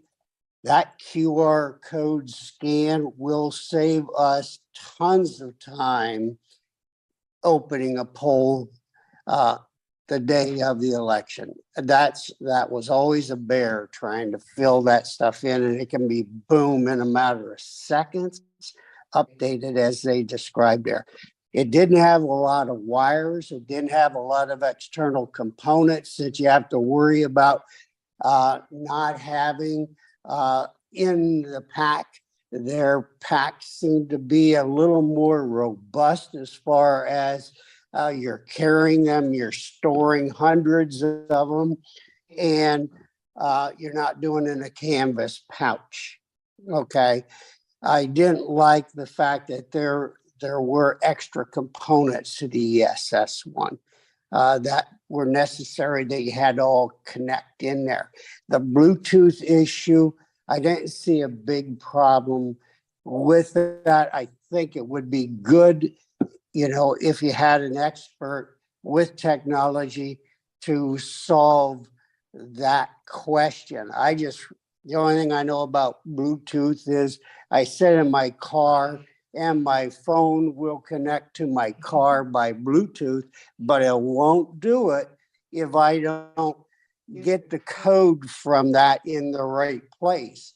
So I'm thinking, and somebody with a lot more experience and a dual authentication and all that stuff, and giving you the details of it.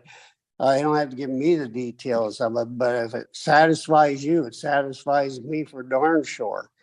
I would like to add as a judge of elections and somebody that turns in the poll books and the ballot bag and all that at the end of the evening, and I sit out there at Penn Place in long lines at night with the sheriffs directing traffic so we can go underneath and drop things off. One thing that I've noticed every single time that slows the entire process down, and I've never been asked for the input, so I'm just going to give it to you. The input is this. The people that are dropping it off have documents that disagree with one another as to what is expected to be dropped off. They're not consistent. I can look at one thing and it says you need the following 3 things. I can look at another document that says you need these 2. I get to the actual drop off and I see the workers, I'm handing them the things I'm supposed to be handing them out the window to make their job faster and more efficient. And they're pulling out my black bag and they're rooting through it to pull out something else. And what am I seeing? Before I even get to them, I'm seeing the exact same thing happening to every car in front of me. They're pulling out the judge's black bag. Now, do they access it from the side? Do they access it from the top? Or what are they looking for? So I asked them one time, I said, what are you looking for? And they said, we're looking for envelope E.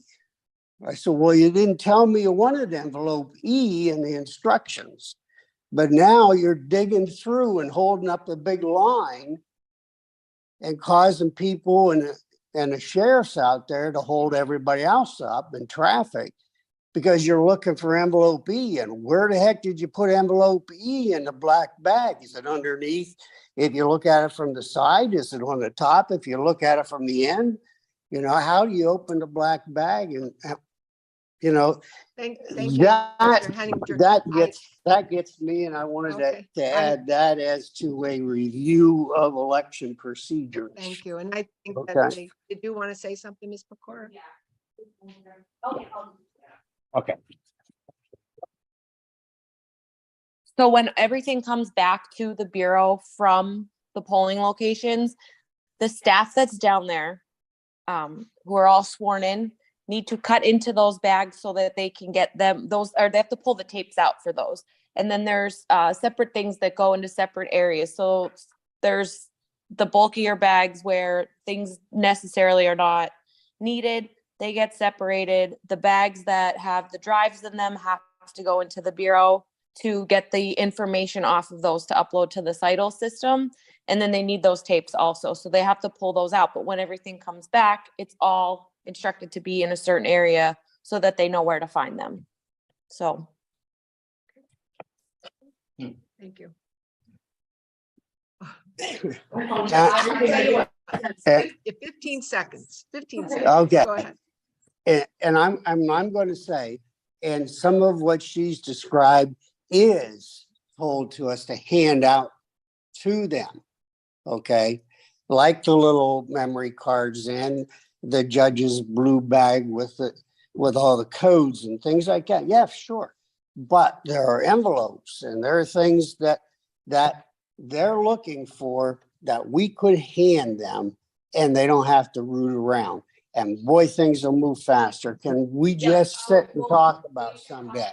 Leadership about that, and if there's anything. Please. And include that in your poll worker surveys. Try when I get a chance to do a survey. Well, you know what, and that's what I wanted to say. I'm coming up here to make it easier. Okay. So I think, first and foremost, I think your input is invaluable. And I think that, people that, poll workers that have been judges of elections, poll workers who have been in here for how many years, we need to have meetings with these people. We need to sit down with these people, get them in a room and talk to them about what works and what doesn't work, because they're providing you with why was that a holdup? What will you guys didn't let us know.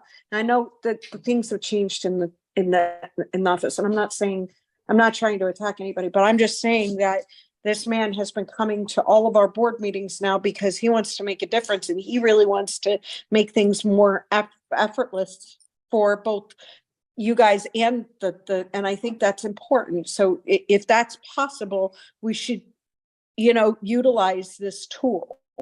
The other thing is, I remembered what I wanted to tell you. The other counties, that's what we need to do. We need to reach out to the other counties who have no ink, because and find out about any extra surprise costs that may have come up, or any import on support and stuff like that. Reach out to those We did counties. call them in our when we Yeah. did our references, and we have the responses to the questions that we asked, and we took notes on what we had asked them. So that is going to be included into the comprehensive report that we have. That's all I just want. Anybody else in person like to speak? Okay, we'll move to online. Mr. Rabo, go ahead. Madam Chair, this is Mark Rabo from Hazleton speaking. We have to turn that one off. Okay, I'm sorry, Mr. Rabo. Go ahead. Madam Chair, this is Mark Rabo from Hazleton speaking. Can you hear me? Yes. Thank you, Madam Chair. First of all, I'd like to thank Solicitor Craig Lipsansky for finally, from the bottom of my heart, for admitting that the charter is, the way of the form of the charter is convoluted, because I've been saying that since 2015. And with all due respect to Mr. Griffith, and I respect him and the other charter drafters immensely for the onerous work that they've done, but the final draft copy of the charter never went for legal review to see if the charter was in conflict with the state constitution and the laws that apply throughout the Commonwealth because of time constraints, as Board Member Fusera pointed out. So I wanted to point out, Madam Chair, first of all, I like to thank you and the rest and the other board members and applaud you for sending it back to the Office of Law, the referendum question, as you correctly stated that the form of the question that was presented was not presented correctly and an easy to understand manner for the people, for the voters to to grasp and vote on. So I applaud you and the rest of the board for that. And I want to say 100% agreement with Mr. Schramm, spot on as far as the reconstituting of the board. I still have yet to hear what legal justification the Office of Law is giving for reconstituting the board, because as I read the revised language that was presented to the board, that was the same language that was given as far as reconstituting the board as it was when the form of government was changed, when the charter was presented to the people to vote on. I think that, reconstituting the board is only allowed for if you're going to change like the governing body, you know, like for example, if a municipal council is going from districts to at large or vice versa, then that I could see that being a rational explanation for that. But I don't see any justification as to why changing the term limit of the chair and who appoints the chair has anything to do with reconstituting or dissolving the board. I have yet to hear a rational legal response to that justification. So, and also, Madam Chair, as far as with the campaign finance, I didn't hear the answer to the question. I'm sorry if it was explained as far as the out-of-state PACs that have to register with the Board of Elections as per campaign finance reporting law. If there's an actual process that's being suggested or being put in place, if anyone could you know, say that maybe if it was stated at the last meeting. I'm sorry, I wasn't at the last election board meeting, but if there's a process, maybe I can make a suggestion for there being a form to be put on the election bureau website or the board's website, since it has to be registered, the PACs have to be registered with the board.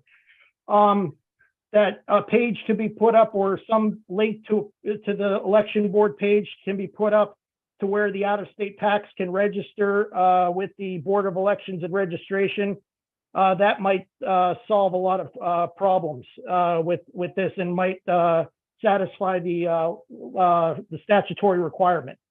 So that is all I have, Madam Chair. Thank you very much, and have a great evening. Thank you very much. Is there anybody else online? I don't see any other hands up. I'll give a second. Would like to speak on a phone line? If you're on a phone line, just jump right in now.